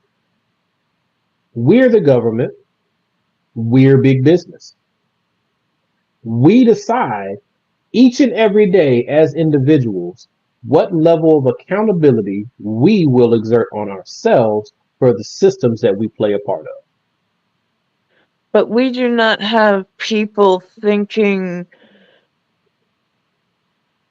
even nationally, let alone globally, when it comes to they are running a big business. I don't touch any business. I don't touch any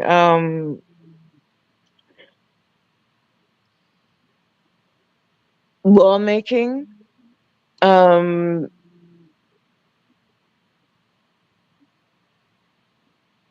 me share with you how you do. Okay? Mm-hmm. And it's not easy, but everything has to start somewhere. And it all really comes back to organization. We have to organize. We have to find like minds and work together to do things. But here's how you as an individual, Anna, some of the things that you do. See, you help run support groups.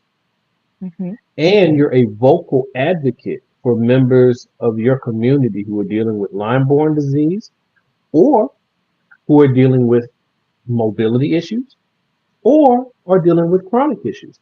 You help in all those areas. Now, that in and of itself is you as an individual going out. But that means you're touching, and I'm making this up because I don't know, you're touching 5 to 10 people's lives on a consistent basis. But for each life that you help make a little bit better, they begin to see that there are other people in this world who do care. There are other people in this world who will pour into a cup that doesn't belong to them. So they feel inspired. So out of those 10 people, maybe 2, maybe 3 will find their own voice and they do something. But somewhere along this pool, right? 1 went into 10, 10 went into 3, Those 3 are 3 ones. They can go into another 10, which will then go into another 3, which will then come down to another 1, which will system complete. See what I'm saying? So Yes, I do. you do impact these things because, well, like one of my goals before I leave this plane of existence, I don't care if I'm the one who helps the next president. I would be satisfied if I'm the one who helps the next nurse, who then helps birth the next president. And you don't know that unless you do what you can do. Right. If we would, as individuals, own our agency, stop pushing it off to a god, stop pushing it off to another company, stop pushing it off to something other than self, and say, what can I do within my little realm to try to do something more? That's revolutionary thinking because our society does not reward that type of thinking. Our society will tell you you are wrong, right? Our society will say focus on the individual and everything else will work itself out. And I am telling you, focus on how the individual operates in the collective. Because only through the collective can we achieve real change. There's no change anywhere that I'm aware of in history where the individual is the one who actually achieved great change. They always operated with the collective. Even Jesus had a collective around him. And he didn't need no help. But he knew in order to accomplish his mission, he had to draw people to him. Because it's a multiplying force. So I'm saying I say that to say that each individual out there who wants to have an impact in some way, don't give up. Even if you can't figure out how to do it, find somebody who's doing something like you want to do and see how you can help that person. You have now done some work. Mm-hmm. And let me add this real quick. That wasn't quite what I was. And I apologize. I went off track in. Go ahead. But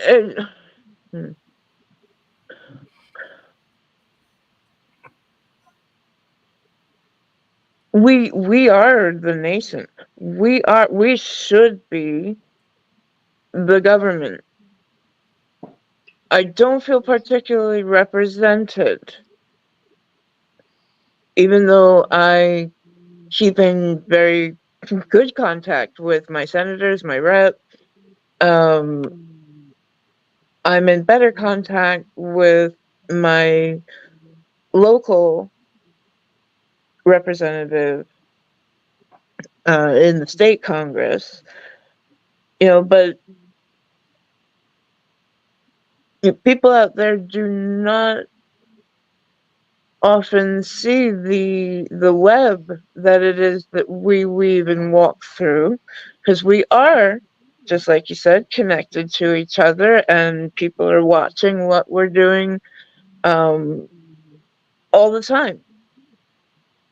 And when you step out and you do something selfless, it really makes an impact on others. It fills you with all the endorphins, the oxytocins, the endorphins, all the good stuff. It really does. It gives you a high unlike you will ever feel, and it can never be replicated any other way. But people mostly go through their lives in such a tunnel that they only see their lives and those closely linked to them. They do not, we as a nation, we as a world, we do not function as a hive mind. It's not exactly what I'm trying to say, but I'm lacking the words. Well, just having like a communal mindset. it's a two-parter for me. Just on speaking for myself, it's a two-parter for me. One is we have individuals who that's their mindset. They're individual.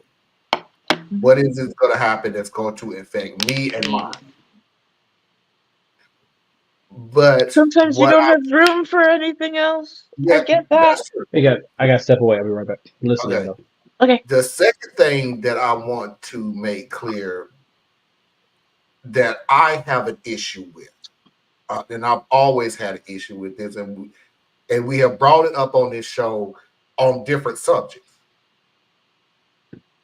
But it's the same issue is the consistency. We have an issue in this country.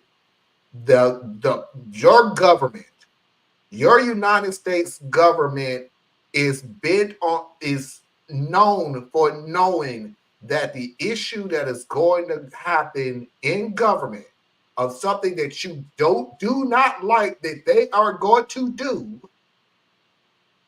they know you're going to be outraged and heated and marched and everything. And this is the part where they're leaning on that you'll get over it. You'll still be mad. You'll still be outraged. But you'll go from marching and protesting to just talking about it. And you went from talking about it on videos to talking about it on Facebook. And then you'll talk about it on Facebook to just talking to your random friends and family. They're counting on that. They know that you're going to do that. Consistency is the basis of something that you really want. You have to constantly keep doing it. And sorry, but I'm not sorry. Sometimes you're going to have to climb that hill alone because there are going to be some people who sick and tired of climbing it with you. They can't climb it with you.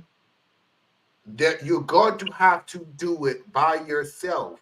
And when you have people who are you doing the right thing, and you have people that's hating on you, and people that think you're a fool for doing this thing, guess what? I've said it on the show before. I'll say it again. I'll probably say it in the future. They do not hate on something they don't fear. So it's something that you are doing, and they're trying to stop you from doing it. People do not waste their time talking crap about something that it ain't that big of a deal. You have to be consistent. You have to do things even when you don't want to do it. Trust me on this. There have been days where I have been so downtrodden that I just went, I don't feel like doing a show today. I just don't. I just really Stop talking about me, Marlon. I'm not talking about you. I'm talking about me. I just really don't. I mean, I can give you examples of the reason and why. I just don't want to do a show today because the subject that we had is the subject that we talked about last week. And it's still an issue. Or it's something that I talked about a month ago. And it's still an issue. I don't know if people are going to want to hear this again. So, yeah. But again, I have to keep in my mindset that even if I reach one person, if I just reach one person, and believe me when I say this is the consistency thing, that one person that I reach don't comment. That one person that I reach is not a subscriber. That one person that I reach do not see every show every weekend. But something that we said on this show changed their mindset, changed their way of thinking, changed their acts in the future. And that's what keeps me going. I cannot quit because 2020 have proven what happens when we do. When we keep our mouths shut, we get fucking January the 5th. Nah, that ain't what it is. Yeah, what it was. Nah. We have to go, but we also have to be realistic to ourselves that Sometimes it's gonna be some journeys you're gonna be going along. And you got to be okay with that. You just have to be. Yeah. So a couple things I would say to that. One, fully agree. Like the loneliest place in a crowd is up front, right? Mm-hmm. You know, the hardest role to play is leader because you're going to make decisions and you're going to chart courses and you can't see the future, but you're responsible for the outcome. So that means you'll be celebrated when you're right and you'll be demonized when you're wrong. And that's a lonely place to be. It's a hard place to be. Um, but the other point that I was trying to get across though is you do your individual work. Like Marlon was saying, sometimes he doesn't feel like coming on here and putting together all this work because see, he comes in, we do this 3 hours, we run our mouth, we talk about different things, but Marlon's the one who has to source all this content. He's got to think about, well, what will each member of my panel might say and how will I make that move to the next segment and how do I make this all time? He does all of that. We ain't got to do all that, right? But that's still individual work. Here's where the organizing piece comes in. Marlon then says, okay, well, what personalities do I need in order to make my vision come to light? And how do I draw? All four of us have different personalities, right? And we're all very opinionated, mainly myself. And yet he still has to say, how do I get these people to feed my vision? Right? So that's the next level. See, first level would have been Marlon just talking about his damn self.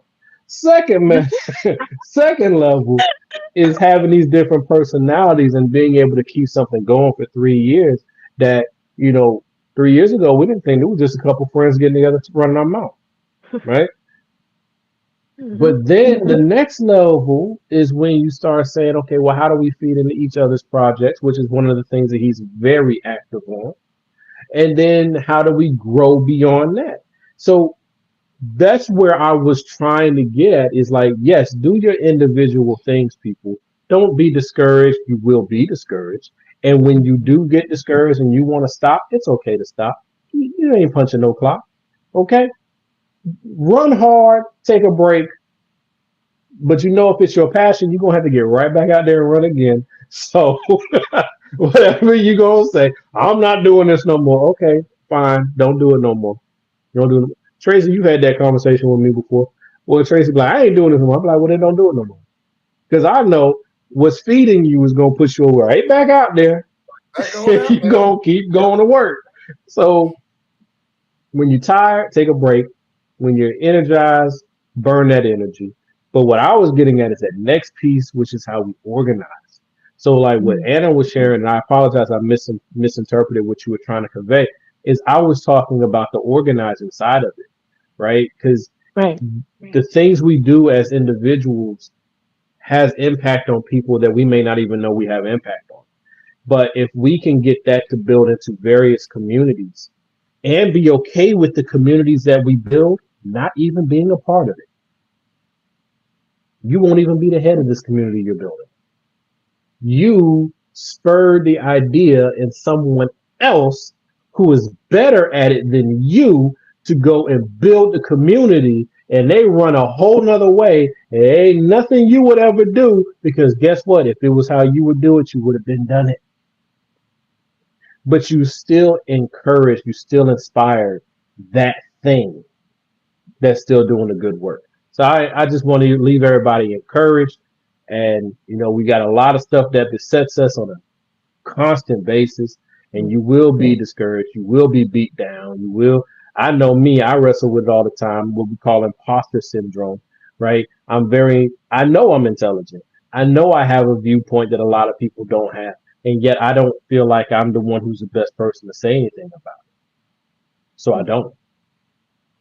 So we all wrestle with things, but are you trying to do something good for the world? If the answer is yes, keep doing it. All right, everybody. I want to believe that so bad. You You do. I have to believe really it. Everything do. I No, just said it's not, is like I Tracy. It's cornerstone not, of your faith. Tracy. It's not that you have to. I said It's I not want want No, to. to. she It's not that has you to. want to. It's that you do. And I'm gonna tell you why I say what I say. Because you give up. I'm done. I'm gonna give this up. Blah blah blah. Do you know what? Do you realize? Well, I'm going ahead and let the cat out of the bag anyway. Do you realize why when you say stuff like that, I always say, "Okay, okay," And and I never argue with you anymore. That I never argue with you ever again. I'm done with this. Okay, I ain't doing this no more. Okay, I'm, I'm just tired. Okay. Because what you're doing is you're not quitting. You're taking breaks.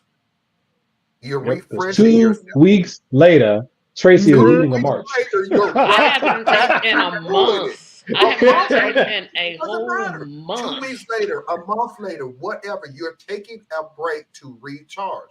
Why do you think I take the last week off? One of the biggest reasons, it is the number one reason, is to spend a lot more quality time with Foxy. But the second reason is we do get into a lot of heavy subjects. And I'm not Yeah. going to burn everybody out on it week after week after week after week after week because I know that it's going to burn us out. Some of this stuff is negative as shit. I know that. I have to look, they have to listen to it and respond to it. Hell, I have to find it. I know it's negative.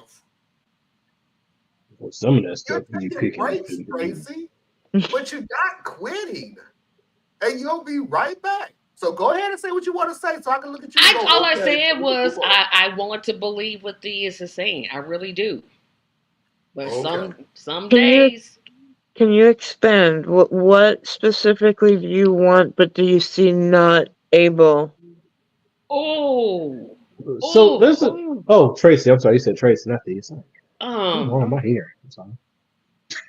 it's just hard when you know you're doing your best. No comments. You've been stuck at what 156 for what 2 years? I'm like, come on, yeah. What is it that I gotta do? Hmm. Because When you do a podcast, you see zero watching. Okay, it's hard to feel good. because Tracy, I want you to I'm not want you to, I'm asking. I'm asking, not want. That's wants to be sound like a demand. I demand you, as Zeus would say. No, I ask of you to change your mindset because you are putting your success in terms of subscribers. And I that's know why you I can't say define it that way, but it's hard. I think it's hardest it on me is. when I Oh, doubt my own abilities, not just on subscribers, but when you go up zero watching. Really? I'd have been on here at least an hour. I know. So what I would say within that, and I'm probably one of the least um, situated for this, but I deal with it from a different perspective than you do. One, I get it. The fact that they put that in front of you, um, how many people liked you, how many people viewed you, it plays with your mind. It It does, does. and it's not healthy, and it's unfortunate. And if there was a way I could tell you just don't pay attention, then I would say that. But I know that's not how people function. But that's where you have to reevaluate how you're doing things and also why you're doing things. So are you putting out content because it's what you want to put out, or are you putting out content based on what you've seen over time your audience wants from you? So if you're giving the audience what you want them to have, then you're going to have that roller coaster thing going on because everybody ain't ready to roll with what you're talking about. But if you're looking at, because you got a lot of history, and you see, okay, here are the things that people come to me wanting to hear about. Focus on those things. And I guarantee you'll see your viewers go up. You'll see your subscriptions go up. All of those things because you're giving your audience who has said to you, Tracy, I want to listen to you. but here's what I want from you, right? And that's the hard part, because that's the business side of it, right? You can't always give them what you want. You gotta give them what they want too. And then the other thing I would say is you do a good job, so just stay with it. And the focus is now: are you talking to the right people? So how are you marketing yourself outside of just YouTube, right? Because this is something I just picked up here recently. It's been in my mind because whatever, because I'm trying to break away from this whole digital thing, but it's the way of the world right now. Mm-hmm. But what they were saying is, if you have a YouTube experience, like YouTube, Facebook, whatever you are, if you expecting that thing to grow organically, you're setting yourself up for failure, because you are literally a grain of sand on a beach. Yeah. Yeah, literally. So you have to look at the circles that you move in and invite people to see your stuff. If you want strangers to look at it, then these people who are relative strangers, you should be even more comfortable saying, please check me out. Right? We have to open our mouths and talk to people offline to get them to come online so we can do things. And like that was one of my flaws. That's one of the reasons why I stopped recording it for the most part, Yeah, because I I wasn't understand. getting views and stuff. But I'm like, for real though, don't nobody know who I am? I That's wish on they me. didn't show me that number because I wouldn't even think about it. But I'm like, I know I'm saying stuff. Like I said, I want to hear what you guys are saying, but it's just days. It was literally today. I thought I'm just gonna shut the whole thing down. Just stop. And I can't tell you not to do that, because I've done that a lot. So, but what I can say is I don't get any more views from shutting up than I was getting when I was talking. That's true too. So if you want to continue to see the progress, because remember, you and Marlon were going head to head on subscribers. So if that's your benchmark, you were doing a good job. You alone were going up against Marlon with 4 people helping him, right? Mm-hmm. So and then you are in a niche where you are talking third party politics. Well, then fine, focus on third party politics people. You're not gonna get Democrats. You're not gonna get Republicans, because that ain't how we think. So you need to look at the third parties and your independents and what do they want to hear from me, and give it to them. Right there, you go. But so long as you're trying to sell water to cats, that's gonna be a hard sell. Yes, it would. Yep. Where's the cat? And some cats like water. They do. Not enough Milk to isn't sustain you good though. for them, actually. So Yep. Like I yeah, they said, should. it's difficult when I'm like zero, zero, not one, zero. Oh, that just hurts. How did you let people know you were coming? You subscribe and hit the little notification button. Right. So if I that's don't not giving see you that what you every time. need, then the next thing is, because I don't know what's going on with YouTube. I'm Right. subscribed to a lot of stuff. I don't get Mhm. notifications of much of anything unless I'm constantly Oh, watching I it, tried and then this. it's always on my You feed. know what? I feel like I've tried everything. I've even said, hey, I'm starting a mailing list. Put your name on it, and I'll email you. Don't nobody read the emails. That's what Even though exactly. I'm about to start a mailing email list, and I need y'all to pay attention to all your emails out there. Yeah. All y'all do. But I'm just saying. Don't nobody Hold read on. them. Some people do. Some people actually do. I mean, Marlon read his because he put my new Patreon up there. Thank you very much, Marlon. Yeah, I saw that. Go ahead, Mr. Marlon. Mm-hmm. All right, we got to move on. Mafia video of the week.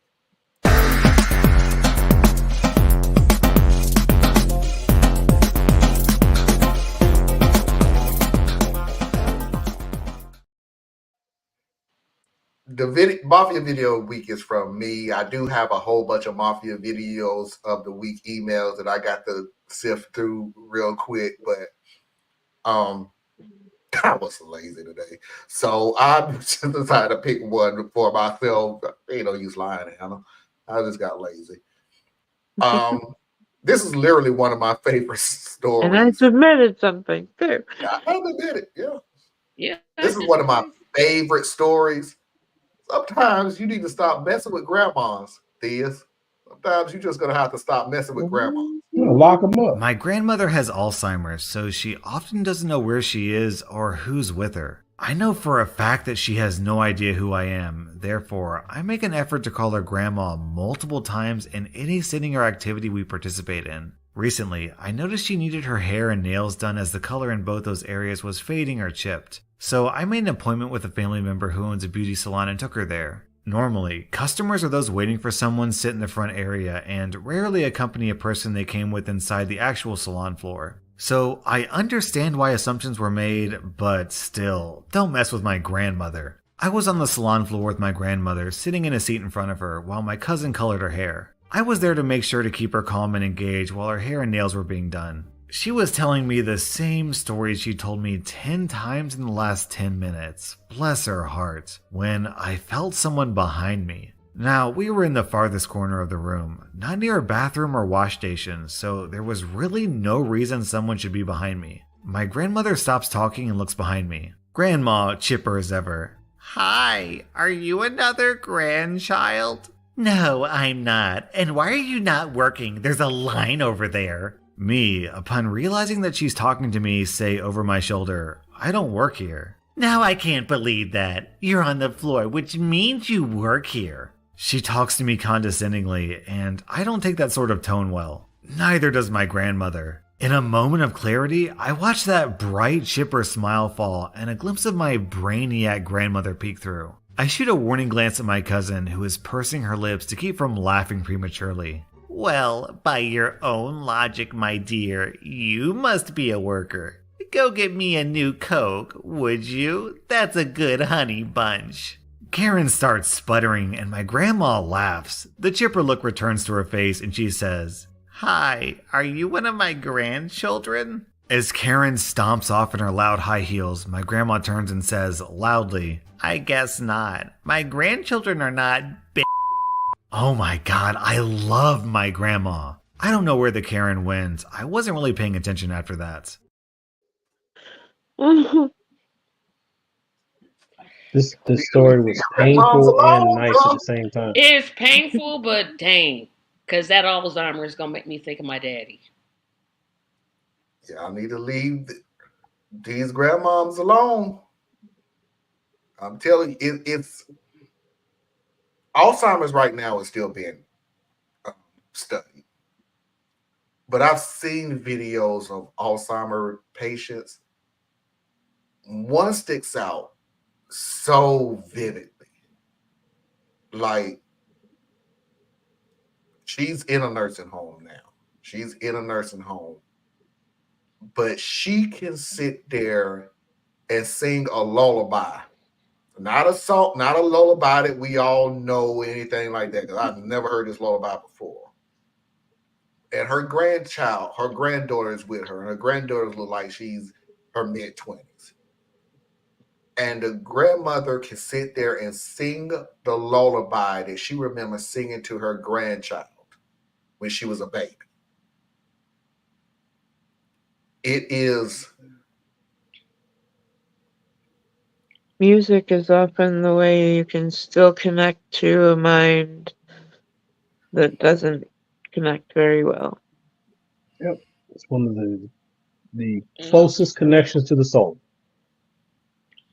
It imprints on the mind differently. I think scientifically they were saying it imprints on your mind differently than anything else you encounter. Good night, Captain. Hope to see you tomorrow. It's one of the most... it's something I don't wish on, like, the worst person that I can imagine. Like, the worst, most low-down, terrible, buck-tooth, snot-drawing person. I would never wish Alzheimer's on them.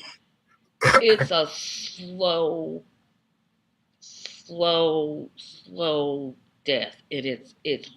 It's horrible. I mean, this was funny because she said my granddaughter isn't a B word, but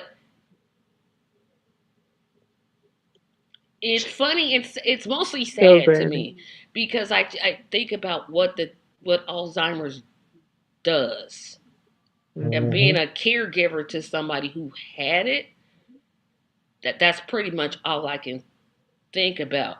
It's like you're watching them die and you can't do anything about it. There's nothing you can do. There's nothing you can say. And you don't know whether, with my father, he would tend to get angry. He would just get angry for no reason and would throw things. Um, But a lot of times it's like that I said, person who stays by them that brings them comfort. and people say that, and I remember, not to turn this into, well, me and my daddy, but I would pick him up for church, and I would take him to his church, and then one day I just thought, why not just take him with me? So I started taking him with me, and I would find myself taking the longest route to go to church, even though I knew get on the highway, get off, you get there a lot faster. But I took the longest way, and I think I was doing it because I was trying to spend as much time with him as I possibly could. And I think this grandchild is the same. She took her grandmother to get her hair colored because she's trying to get as much time with her grandmother as she can. And that's the thing about caregiving. We talk about the person, the caregivers. Oh my gosh, we suffer. And I still consider myself a caregiver to this day, even though my father's obviously passed away. Caregivers go through a lot. Mhm. They are truly the unsung heroes and sheroes of this Mhm. country. They are what keeps everything together, and they need our help. They need more government support than what they're getting, and I mean not just good job you. They need some change in their pockets, not that kind that clunks, that kind that crinkles. That's what they need because it not only causes like a tremendous like And I know emotional. that at least in 46 states, there are programs. It's just tapping into the programs that Exactly, will. but and we make it so hard. But I mean, obviously nobody wants it. Well, you should pay me for taking care of my father. He's my father. But knowing those How else are you resources are going to good. live? Exactly. That's what I'm getting at. And that's what I'm But that's saying. the analytical mind. Yeah, because your natural mind, my heart says that's my daddy. Yeah. You're not gonna give me no money to take care of the man that's half responsible for me being on this planet.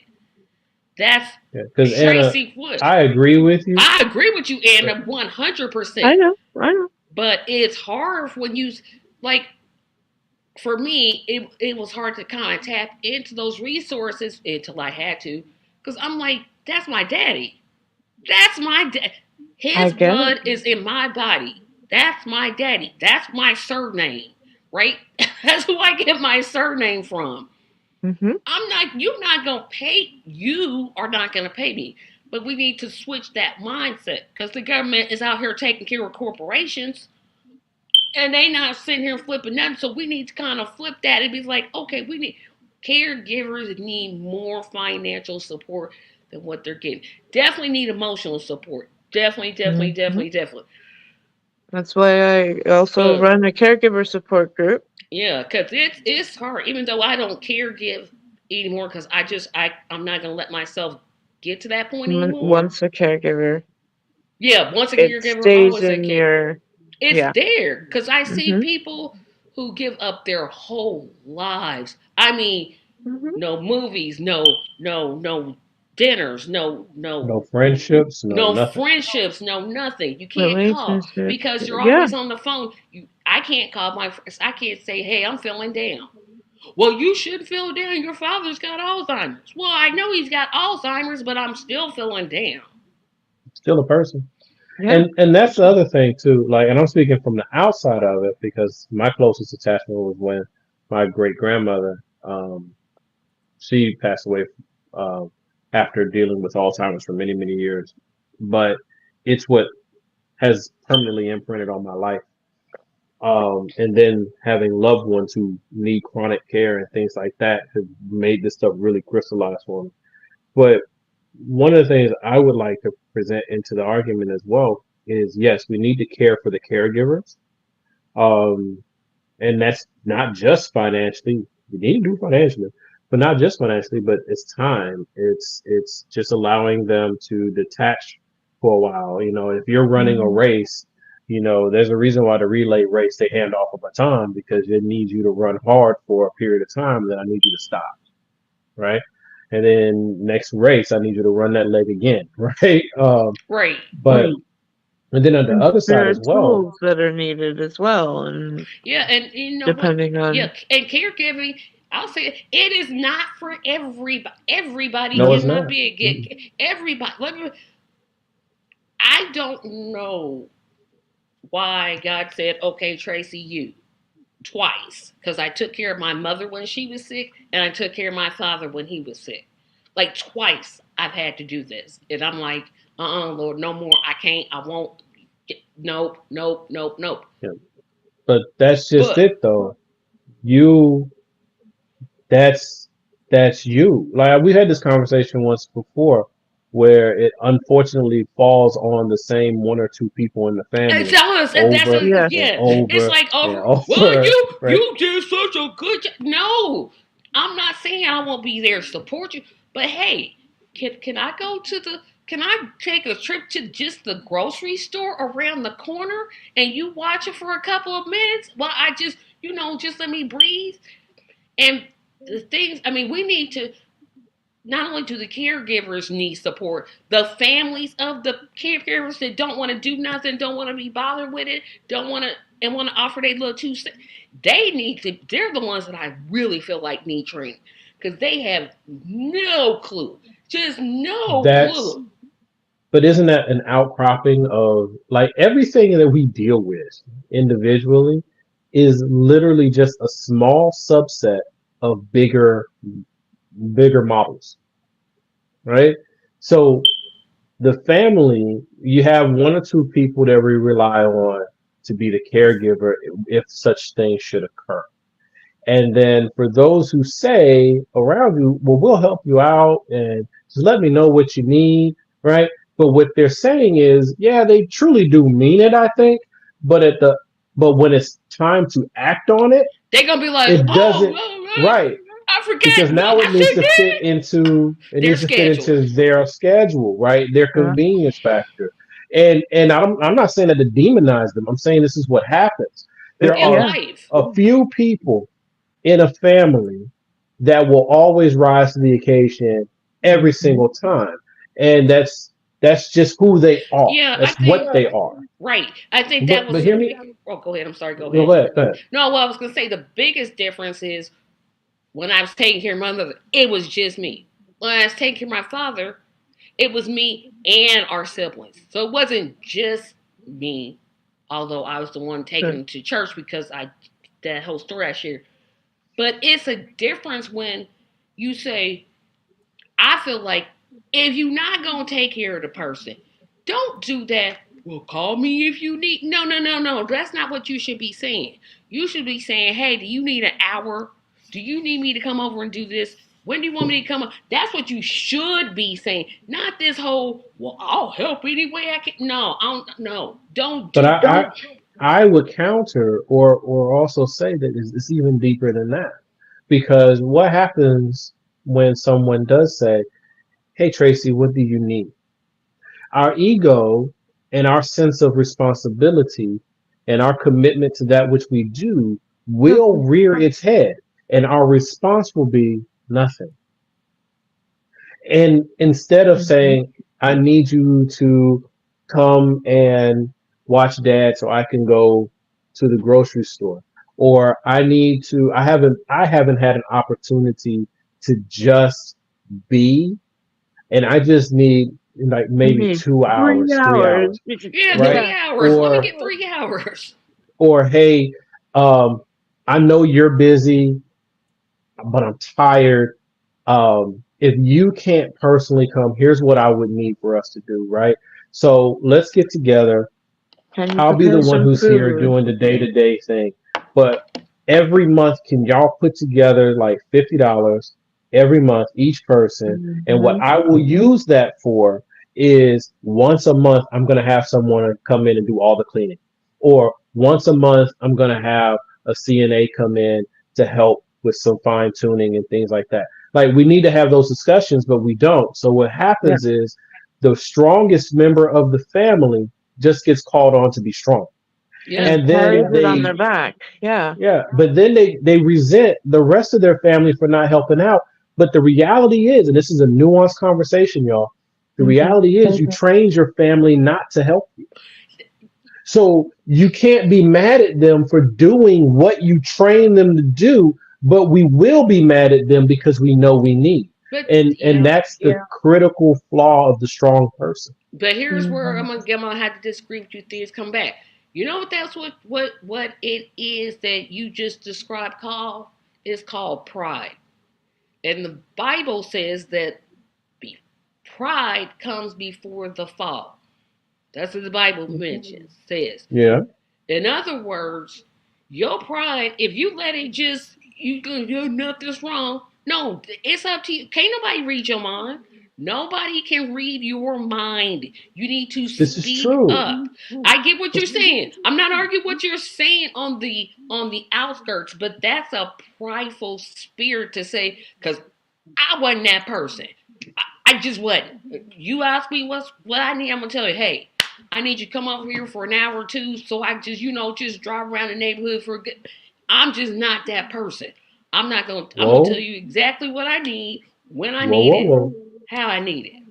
Whoa. Now, personally, I say that pride is a very important thing. It's a valuable thing. Like me and my dad got into this because my dad's very religious, and you're like, no, pride is a bad thing. Well, no, pride is a good thing. Pride can be a good or a bad thing. It's how you employ it.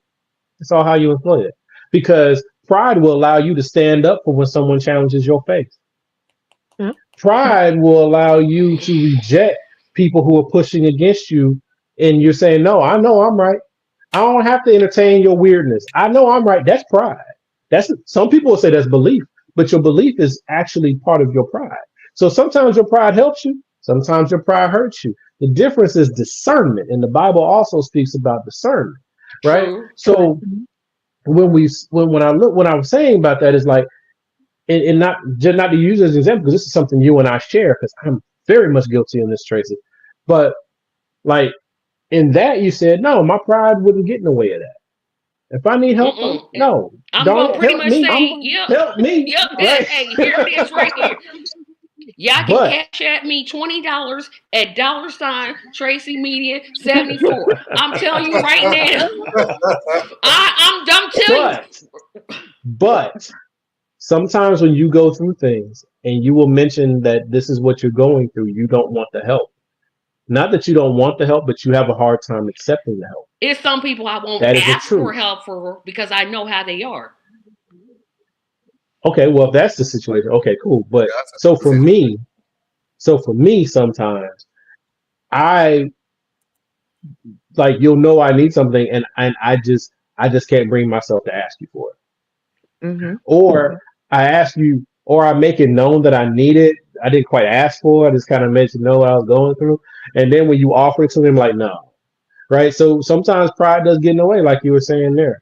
But what I was getting at is like, let's hold what Tracy explained and just hold that as solid. Done. The other thing I was going to point out, though, is the person who is dealing with the Alzheimer's. See, and now I have to use my imagination because I'm not in their head, right? But I've experienced enough, like with my great grandmother, I dealt with it, and then I've seen people as they're trying to navigate a few things. And you just look at them, pay attention to them, and you can see where the anger is coming from. Like it's inside of them and they can't get it out. Yep. Right? The words won't come to them. The thoughts are like fish. They can't quite grab onto it. Can you imagine how frustrating that must be? It's like to us on the outside, we're looking at them and we're saying, oh, they're dealing with Alzheimer's. They can't quite think straight. We don't know what's happening inside that shell of a person because on the inside there's a voice screaming that I wish I could tell you what the hell I need, and you just can't hear me. So it's like, can you imagine? And I bite you too. You know what I'm saying? Yeah, it's hurtful, but you realize sometimes we lose that. Yeah, but like he's going through his own thing, and I just had to be there. I had to be there when he cursed me out for no reason. I'm like, I don't know what I did. But when I was, some people say I was a little mean, but I knew what my father was. So I knew, oh, I can go this far with him. I can say, hey, you talking to me like that? Now, obviously, I'm doing it, and he's responded, and he was responding very well to that. But some people had a problem with that. I'm like, no. I know this is that's our relationship. Yeah, I know how he used to be, and I know that's what triggers him. So I'm gonna do this. Well, you're just bossing him. He can't. He's not functioning properly. And that's what the thing that I worry about caregivers is, because I try to act like I'm saved. I really do. I be wanting to remember, but sometimes people they'll bring that other side. They bring that Teresa out in me. I be trying to control her. I'm trying. Like, I'm going to try. But tell you. Well, I think part of that is stop trying to control her and embrace her and understand that. Because I had, hear me out. Hear me out. Because, like, growing up, like, college age years, right? So young adult years, I was Theus, but I was also Tremaine. And I was also T. So depending upon what I was dealing with is what version of this is coming at you, right? Because I was dealing with so many changes over my life that I was like, nah, Theus was too soft. I had to kill him off, right? So that's back there. So now you're dealing with T, right? Or you're dealing with whatever. And it wasn't until I was like in my late 20s that I stopped it. I was like, you know what? All of that is me. All of that. I stopped denying my anger. I stopped denying my doubts.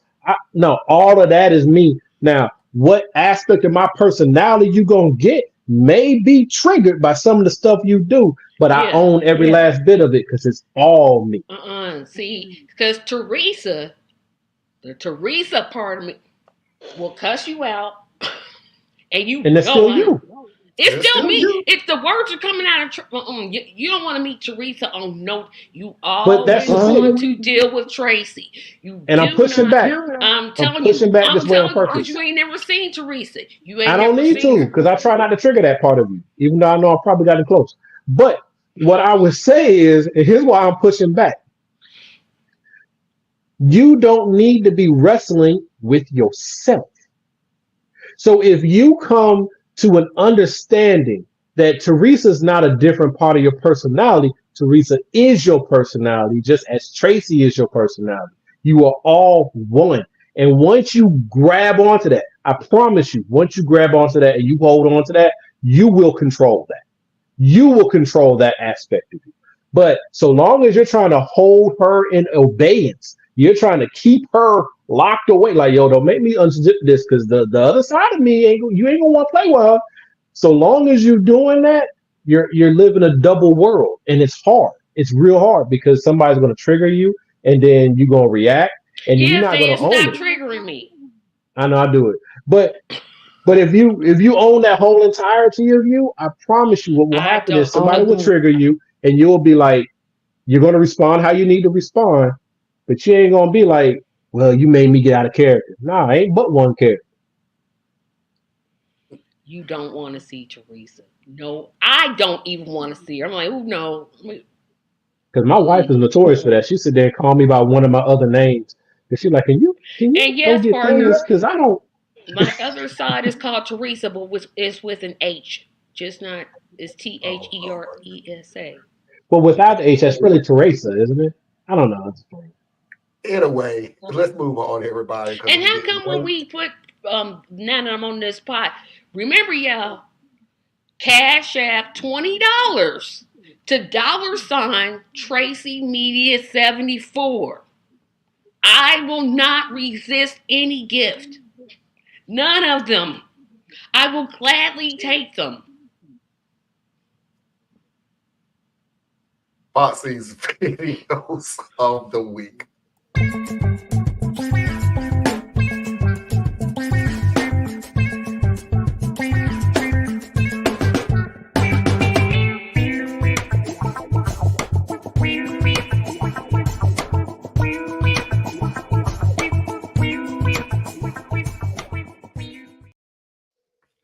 Anna, I'm gonna need you to hang in there just a few more minutes because I got a surprise for you in the last video. This video, the next two videos is fatherly love. One is 8 seconds long, so I'm not even gonna take anybody down, but I'm just gonna literally go back to back on this one. So this is the first video.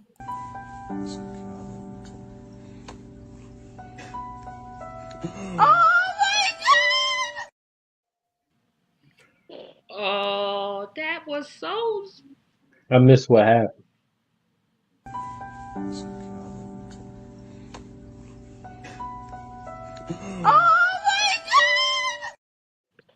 That was so. Yep. Baby kiss dad. Yep. That lets you know that dad kisses that baby a lot because the baby is imprinting and mirroring what affection looks like. Because the baby don't know. So That's that a beautiful video. Dang, Marlon, why you make me onions? Woo. So that. Or the baby was having a little bit of a muscle spasm because they can't control themselves very well. And it just looked like he was kissing.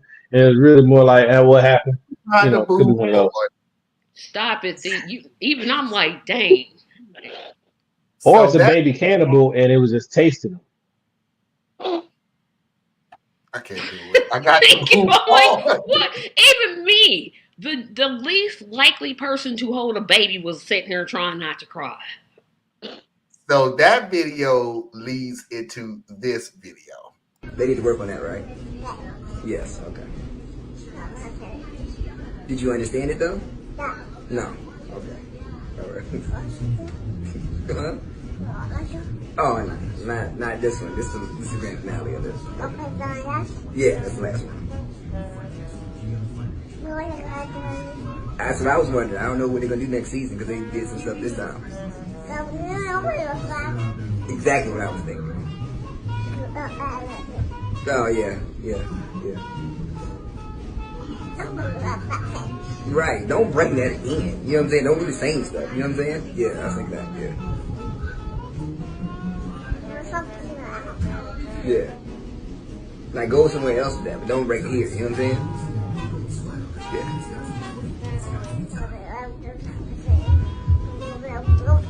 That's what I said. And then it was like, you know what I'm saying? And I was like, what in the world? But don't do that here. You know what I'm saying? Yeah.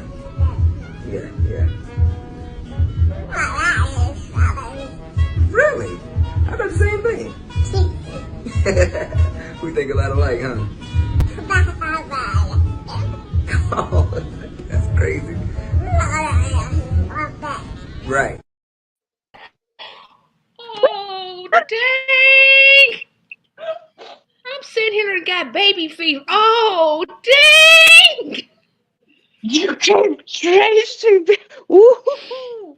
Dang, Marlon, you done did it. Marlon did it. That was the cutest thing. Oh. I used to do that with my nephew. It's this whole other language, and it's like it keeps going. They're talking to you. They really, really are. You just don't know what the crap they're saying, but it was. That's your problem. That's not my problem. You talk to Marlon, I never am going to speak to you ever again. You done made a person who made sure she wasn't going to have no kid. Then sat here and gave me baby feet. What the bleep? You did this 2 times. Happy 50th birthday, Tracy. Oh my God. Yes, go out there and adopt some babies so we can give them a great life with a great woman. Dang. I wasn't supposed to get spend baby an fever. hour at the hospital. hospital. Do that first. Yeah, let's start with the ones you can get back. But Yep. the beautiful thing about that, speaking as a dad who there's nothing I love more than my children. I mean, I love my wife, but ain't nothing like how you love your kids, man. And that that reminds me of how I was with each and every one of my girls. And funny enough, it's how we are now. We just understand each other more. But that doesn't go away, right? Like But me you're and my right. daughters will have conversations one on one that if you're observing it, you don't know what the hell's going on. Because we on our own level, doing our own thing with our own sense of humor that is perfect for each child. Mhm. And it's just a beautiful thing. That's why I like not well actually there's a little bit of judgment on the fellas who walk away. But fellas who have walked away from raising your children, you just don't know what you missed out on, man. You don't. You just Yeah. don't know. You don't. Marlon, I hate you. I This is really hate you, exactly how Marlon. I raised my daughter. Go hug a niece or nephew, I just Tracy. want to say to Marlon, I hate him. I literally hate him. You done pulled out two, I see. not one, but That two. wasn't an even I love you, I hate you. That was just pure Pure hate. hate. Pure. Just like, This is cannot do how this. I raised my daughter. This is exactly how I raised my daughter. I did not do that. Oochie, ookie, gookie, goochie, goo. I talked. I just literally talked to her, and Yeah, she talked back to me. Do I have any idea what the hell she was saying? Absolutely not. Not a clue. But I guarantee you, and maybe I'm being naive or a prideful parent or whatever, I guarantee you, for whatever reason, whatever I was saying, she was understanding what the hell I was saying. She just And couldn't that's say it why back. he and Foxy are going to adopt a child. She would hold a full conversation with me like, He didn't even hear. look, I know exactly what you're saying. I can't say it back to you, but hey, look, Naya, come on now, come on, look at this game. What is going on? What are they doing?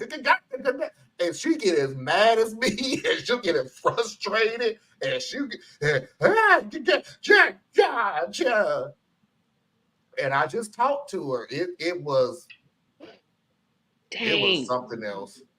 But anyway, last video. Yeah, please, no more baby videos, because I'm not used to feeling like this. This done spurred up. I'm not used to this. I'm sorry. I'm just not. Last video tonight is not anything with babies or anything else. Remember, I was saying that I was going to start introducing more talented people, more people with different talents. And I came across this one guy that talent doesn't have to come with dancing. Talent doesn't have to come with singing. And I'm probably going to get copyrighted on this, but whatever. If I have a chance to showcase somebody, I definitely will. Sometimes talent just comes with knowing how to use an instrument.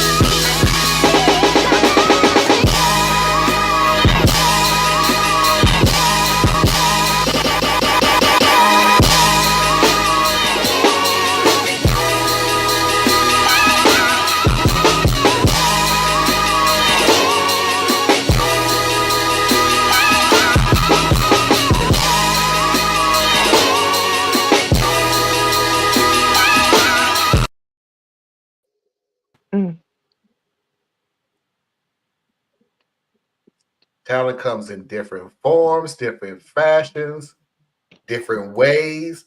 It ain't got to go with natural talent, but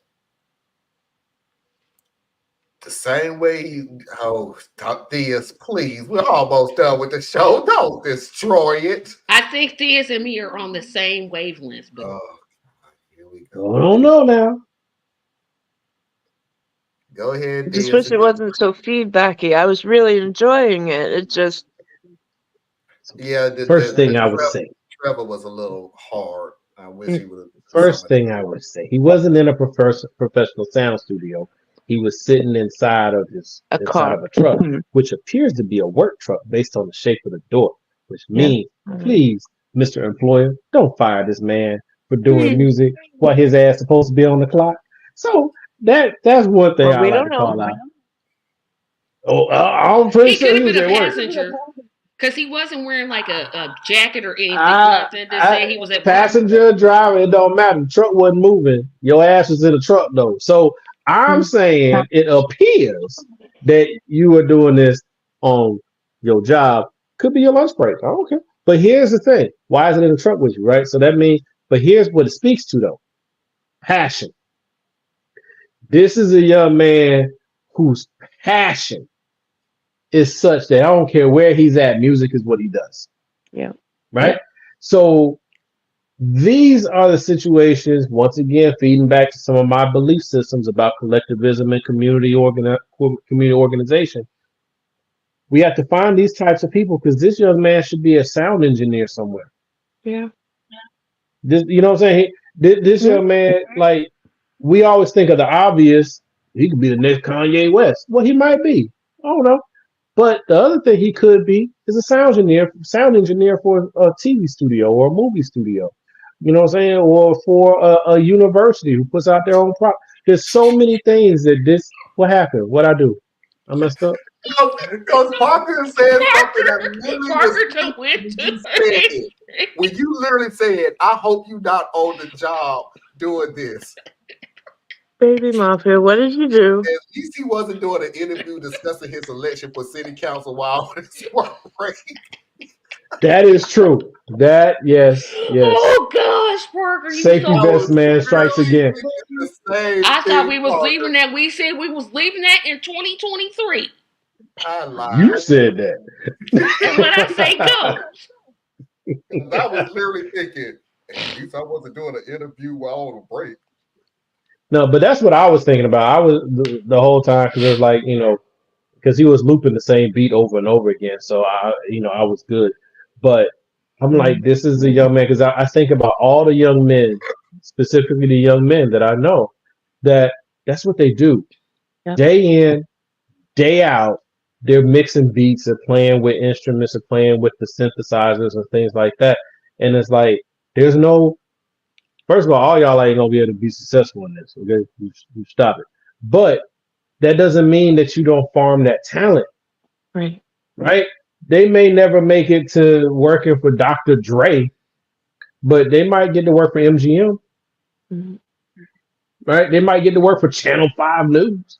Right? There are things that you can make a whole lot of money and a strong career off of their passion, but who's getting in front of them to say, hey, let me introduce you to this person.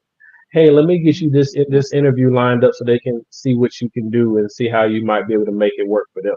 Like, that's something that we of our age group owe to the younger group, right? The old guard is supposed to step up and help knock on some doors, right?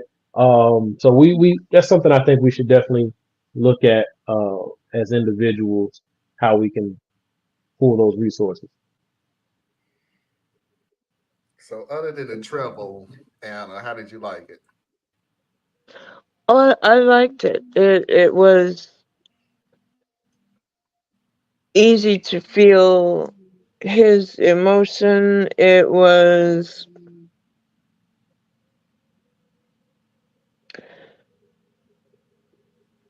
there is something beautiful sometimes in repetitions, in loops.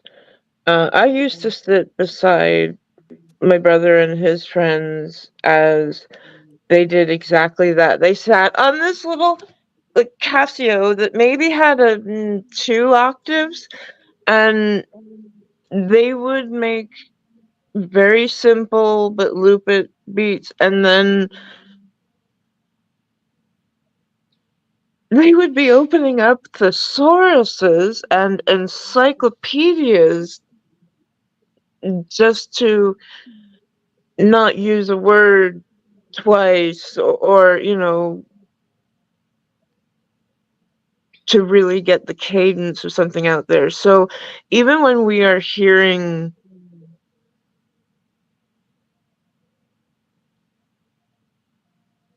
something, to me that was a simple, it was a great track laid, and I could hear like a bass that could go under that, a good solid rhythm, and then vocals, and that can be amazing.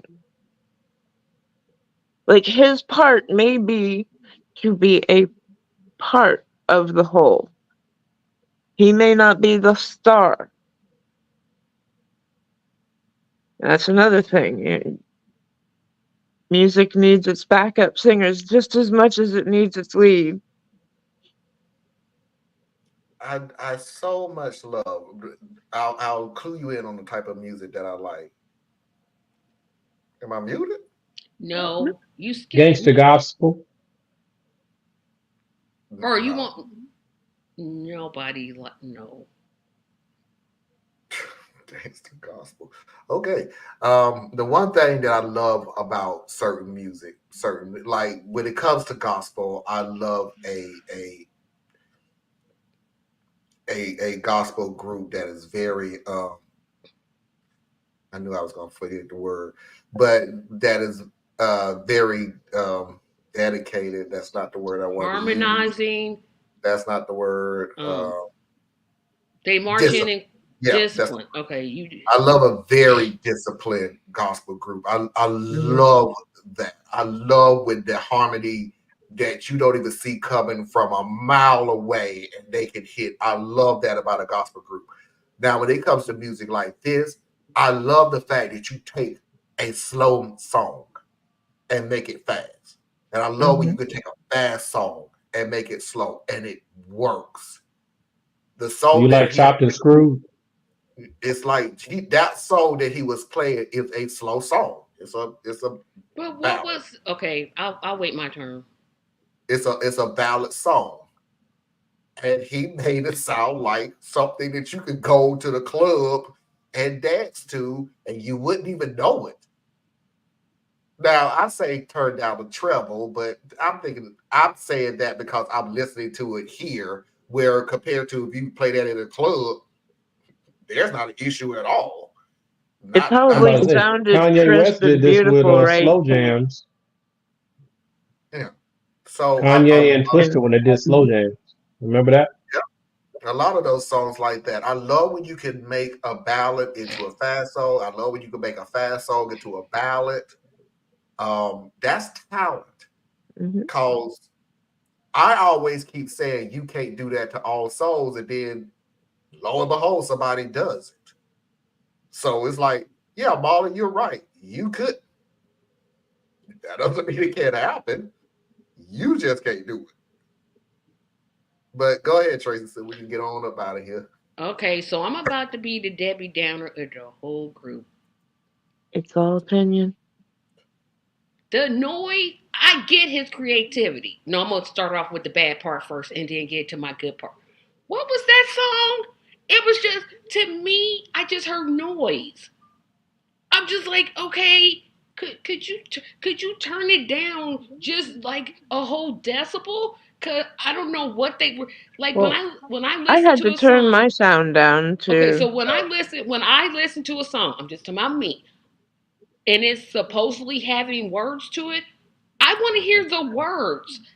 I mean, I'm all for instrumentals and everything, but that just hit my ear, and I'm like, what is So this you're some not kind? really into like 80s, 90s hip hop. I'm into Scratching, it. scratching, Scratching. mixing. It's like, ugh. because what he was doing is the next version of scratching. Like Yeah, but see, this it's like you could almost grab I couldn't what grab song it none of was, what he was but you doing. couldn't. Oh, I don't because know. I don't I know can't, because like I could almost get the song, but then it would I go was away like, from me just what quick. was he saying? What was the song saying? Were there words? What? No, Who? Like it just went all over my head. Okay, that's it. so Just went. here's It went right over another way here. to. It went up in here. It took me However, a while to figure it out. And I remember that now however, that I put the song together, it's In My Mind by Heather um, Headley. And I now remember the song, and I love Yeah, I love that song. That's one of my favorite songs. that was yeah, a to that. wonderful But song. then on the other hand, his you could see the passion that he had by pressing those buttons because that's to me what he was doing. He was great. He was creative, but he was still pressing. But to me, I'm talking about what I felt. He was very But passionate about it. I'm just talking about how I feel. I'm just talking not a about how I feel. criticism. Not a Yeah, criticism, I'm but not I'm saying criticizing. I'm him saying hitting the buttons is like that's a drummer hitting the thing with some sticks. I wasn't. It's all in how I he was wasn't doing it. saying It's that the to energy criticize. and I'm the. just saying, when he was doing his mixing, he was very passionate about his mixing. He was very passionate about it, and you could see the joy in his face. You could see he was flowing with whatever that sound was. I mean, he was into what he was doing, and that's what I appreciate. Not all music, because y'all know only basically like four types of music: black gospel, Broadway show tunes, country, and opera. Those are pretty much, that's pretty much. I mean, that's just my flow. I'm with those, and even in some operas, they sing Italian, and I'm like, what? But I still kind of get what they're talking about, even though I can't even speak English well, much less Italian well, but I still kind of get where they're going. I wish I had gotten to what this song was. Maybe I would have enjoyed it, but I enjoyed his passion. I definitely enjoyed his passion, but the song, I'm like, I don't like I it. think Just, it was noise. It was just that's the noise. disconnect. You were listening to it for it to be a song when that's not what it was. What that was is he was layering beats to show his ability to hear different sounds and pull from different places to create a Yeah, whole new sound out of it. That's the whole purpose. Because with that skill set, you could then come to him and say, "Hey, man, I need a beat that'll convey this level of energy or convey this particular mood," and then he'll go grab stuff and he'll put it together. That's all it is. It was him it was like an yeah. artist coming to an art show and just laying out a couple pieces of their work. I get where you're saying, and I'm not arguing with what you're saying. I'm just saying what I heard was noise. Yeah, because it wasn't his genre. Everything, like It right, wasn't your everything is thing. not. That's Yeah, fine. everything is for me. But like I said, I can see his passion. That's what I really You appreciate. don't even need to give that. Um, you don't need to put a positive into it because it wasn't for you. Everything in for me. Everything, That's everything it. in for me.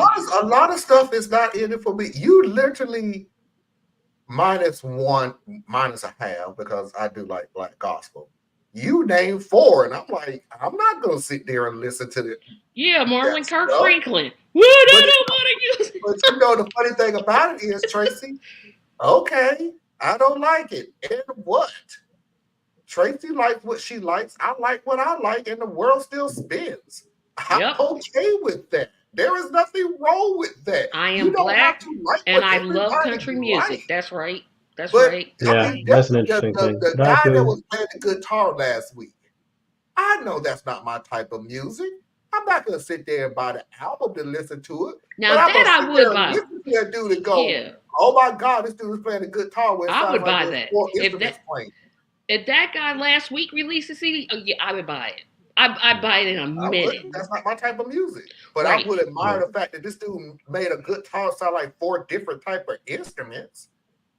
See, I can admire somebody's talent without literally going, okay, that's that. Now all of a sudden, that's my type of thing. No, that's not. There's some country. No, I'm 100% with you because I'll see a gospel person, Not gospel, I guess gospel because I don't really like gospel music. I love praise, and I don't even like praise and worship. I like Negro spiritual. That's what I like. I Yeah, don't like all the rest of it.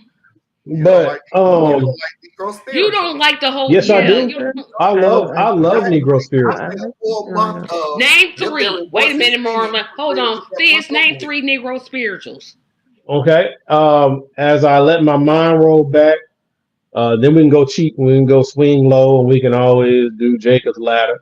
But then we also have what is the one that my Mm-hmm. minister, my deacon always sing. But I just gave you 4. But there's one of my deacon does it. Only he does it. It's such You a. But literally anyway, have I can just listen to those. But you turn on some gospel music. I'm like, all gospel music to me, is a bunch of people singing the hook over and over and over and over again. you can Like blame that on Kurt Franklin. I'm like, how many I'm times I'm gonna sorry. listen That's to the choir chorus, man? singing. If you go to church, and no offense, but I'm about to. If you go to church, they're going to sing the chorus over and over, and then the lead is And I going don't to like that. improvise. I don't like That's it. basically the church.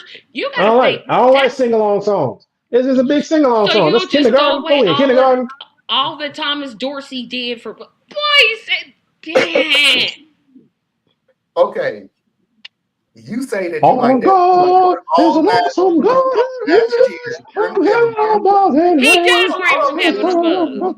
How do we last know that? February Anyway, when I was singing Lift Every Voice and Sing because Praise to Him. there's Christian mythology and there's actually Christianity. We blend those two together. So anyway, but that's a whole nother thing. Talk over But me enough that I'm not going to get my point across, but I am because we're not going to get into this come next month. you interrupted me and Tracy. So my point is, next month I am going to play Lift Every Voice and Sing for a month. You had an issue with Lift Every Voice. No, he and actually Sing. liked it.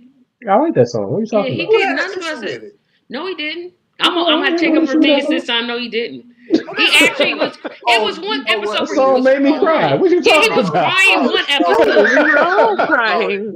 wait a minute. I know who had an issue with it. Never mind. It wasn't you, Theus.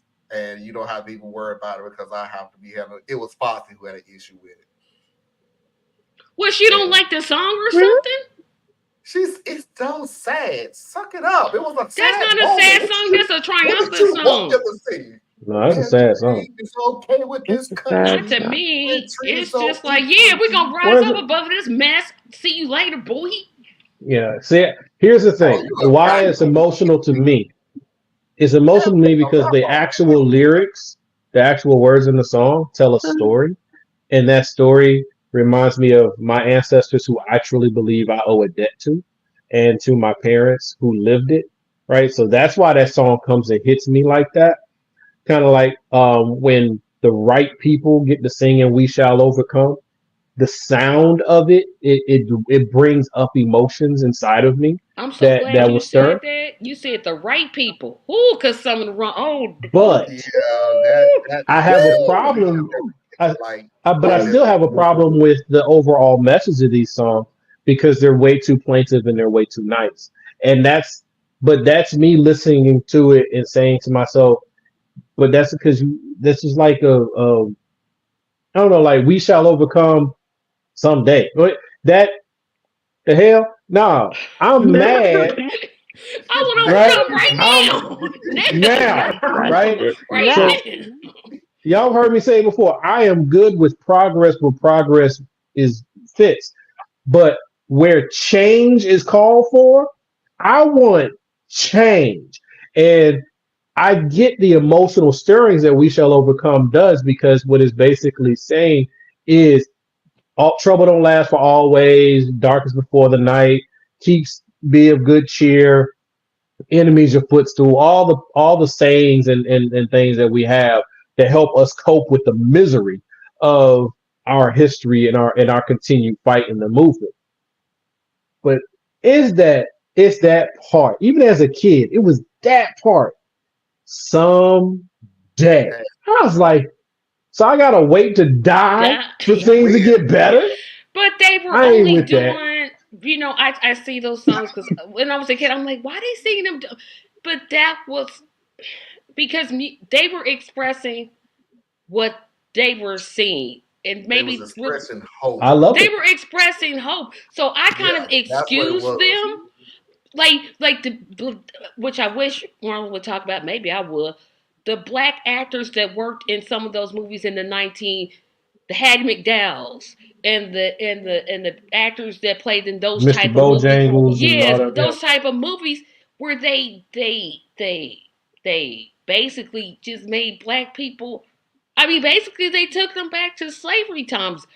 But I understand what But without them, you never would have got the other roles. That's exactly right. And you can go Because back. we're standing on their shoulders too, right? Like we forget, we could talk about, the Taraji Henson's crying about her money, and she should. Like, Hell yeah, but she then, should. I'm serious. I'm saying she should. But we forget about the Hattie McDowells and the Diane Carrolls and the Esther Rolls and we as a But society. But I agree we with you. stand on their shoulders. Like I'm We standing do. as a community theater buff. I'm standing on the shoulders of Sidney Poitier and Danny Glover and The guy who played the dad on the Cosby Show, not Bill Cosby, his daddy, the one who played his dad, because he was very prominent in theater. yes, But no, I agree with you, and that's one of the things I love so much about Nas, the rapper Nas, because the people who made it possible for people like Nas and Jay-Z and Lil Wayne and all them to be multimillionaires off of their creativity and talent were the ones who are dead ass broke right now because they were the vanguard. They were the rappers in the 80s who were doing it out of love. They were the rappers in the 90s who were getting robbed in their contracts. They're, you know what I'm saying? Yeah. So he's going back and saying, no, I'm going to take care of your health care. I'm going to make sure you got retirement. I'm going to put this money without you, I couldn't have made this money. So I'm going to take care of you. And that's right. beautiful. Think about where music would be without Little Richard. Think about James Brown and Chuck Berry and I'm trying to name or the sisters on the Pointer Sisters. No, I'm trying to go way back. Or the Blue Notes who sang behind Harold Melvin. But think about and I don't know where Marlon went to, but I wish we would do something like mad at us. that because those people, they really paved the way. And I think like Generation X down, we done forgot about them and we owe them we owe people like Little Richard so much that his music, like Billie Holiday, yep. like what white America couldn't hear it, so they got Pat Boone to sing it because they couldn't take it that Little Richard was singing it.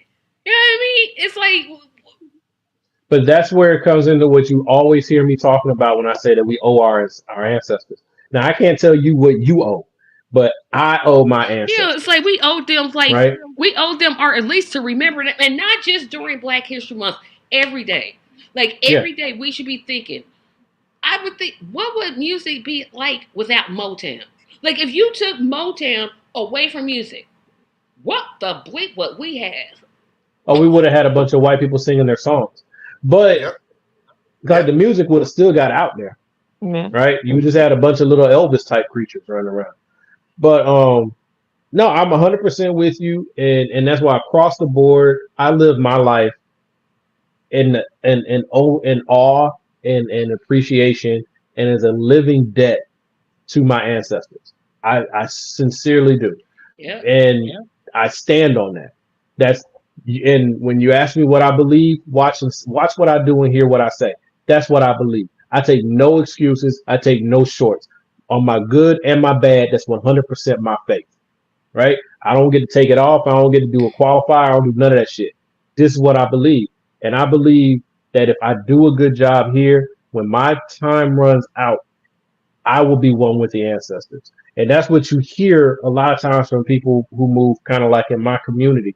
When we lose someone on this earthly plane, we say they're one with the ancestors. May the ancestors welcome them home. That's not denying God, because God is in control of all of these things. It's saying that you did your job. You ran your race. Right? Thank you. But the things that you couldn't do, you made possible for me to do. The fact that I could sit here on this YouTube channel and complain about things and give my diagnosis of all that stuff, just one generation ago, you couldn't even open your mouth and say anything. Sure couldn't. Yeah, That's we got There's one gospel song that always brings me to tears. And then I got to shut it down. We got to get on out of here. Silver and Gold? No. That's a good song, though. The name of the gospel song is Well Done. Oh, by Tamla Man. That always the one that she got it from. But that always brings me to tears because it is something that I will Dietrich Haddon also did a song called Well Done. Is to, my time is going to come, and all I want to hear from my ancestors and God, well done. Yeah, because you don't want to hear you could have did, you should have did. And I think that would be for my grandmother, and I'm already prepared for that one. So don't even worry about that. For the rest of the people, it's gonna be well done. My grandma's gonna go, why did you not? So I'm already prepared for that one. So don't even worry about it. Grandma, I'm telling the truth. You're gonna do it. I'm used to it. But no, really, I think that is something, and I know everybody isn't like me, and I'm not trying to make anybody else be like me. What I try to do is I share with you who I am and see if you can connect to it in some way. Right. And hopefully what you do as you hear from me and you experience me is you accept what you accept and you reject what you don't. Right. But you don't throw away the whole entirety of that, which is me, because I'm imperfect, but I stand on every last bit of it. I want to make sure when I finish, because I don't know when the time runs out. Right. None of us do. I want to make sure that my children are proud of me. Right. On this plane, that's what matters to me, right? My parents are already proud of me. So I just got to maintain that. But my kids, I want to make sure that when I go, that their memory of me is a positive one, not just a positive one, but one that's just, you're just bursting with pride that I was your father. That matters to me. And then to those who have gone on before me, when I cross over, will they welcome me and say thank you? That's what I want to hear. I want to hear my ancestors welcome me home and just say thank you. Because that right there means I did something. Yep. He said that Dorothy was a murderer. That was his. That's because Dorothy was a higher contract killer. We're not going to do this again. Disrespecting my dog. I'm going to wipe out your whole family. That was Dorothy. And then she went and recruited people who were from the disabled community, didn't give them the full story, took advantage of their weaknesses, and then set them out there to do bad things. You know what? I'm done. I'm absolutely done. She was a crime lord. But she was a crime lord that was willing to get her hands dirty. So I gotta respect that about her, because she did knock off like 2 people herself. But I mean, Scarecrow was a good guy. He didn't need that. He was just a nice guy. He was a simple guy. You got him out here contributing to the murder. Theus, tell everybody where they can find you. So you can find me at Our United Core on Facebook. Just do hashtag Our United Core. It'll bring you somewhere that'll get you to their website to come down the line. But that's where you can find me right now. Tracy? Parker asked me for my reaction to the 49ers winning. I thought for sure we was going to lose, but you pulled us through. Thank you. But you can find me already back on Tracy Media LLC, tracymediallc.com live the first Thursday in February, which I think is February the 1st. I got interviews all February through March. I got them coming, y'all. Y'all about to be surprised about what it is I'm gonna do. Okay. Ooh. Anna? You can find me here. I thought you was gonna do this. Right here. Yeah, right here. And this, yeah. Quick question, Marlon. Quick, who do you think is gonna win the Royal Rumble next week? Cody Rhodes. You ain't got to know who it is because y'all don't care anyway. Ladies and gentlemen, boys and girls. Wrestling is fake. You know that. Okay, yeah. I'm glad you know because y'all sound like it's real. I'm like, I just want to make sure we on the same plane. We literally never acted like it was real. By the way, in case you didn't know, Superman isn't real either. Ladies and gentlemen, boys and girls, children of all ages, non-conforming individuals, and of course, I'm assuming you're LGBTQ. I appreciate Theus. I appreciate Tracy. I appreciate Anna. And until next time, we will see you when we see you. Peace. Are we going to discuss Trump winning the Iowa caucus or not? Why? We already knew he was going to do it. Hey, let me know. But there were some surprises if you think about it. Trump was going to win Alabama.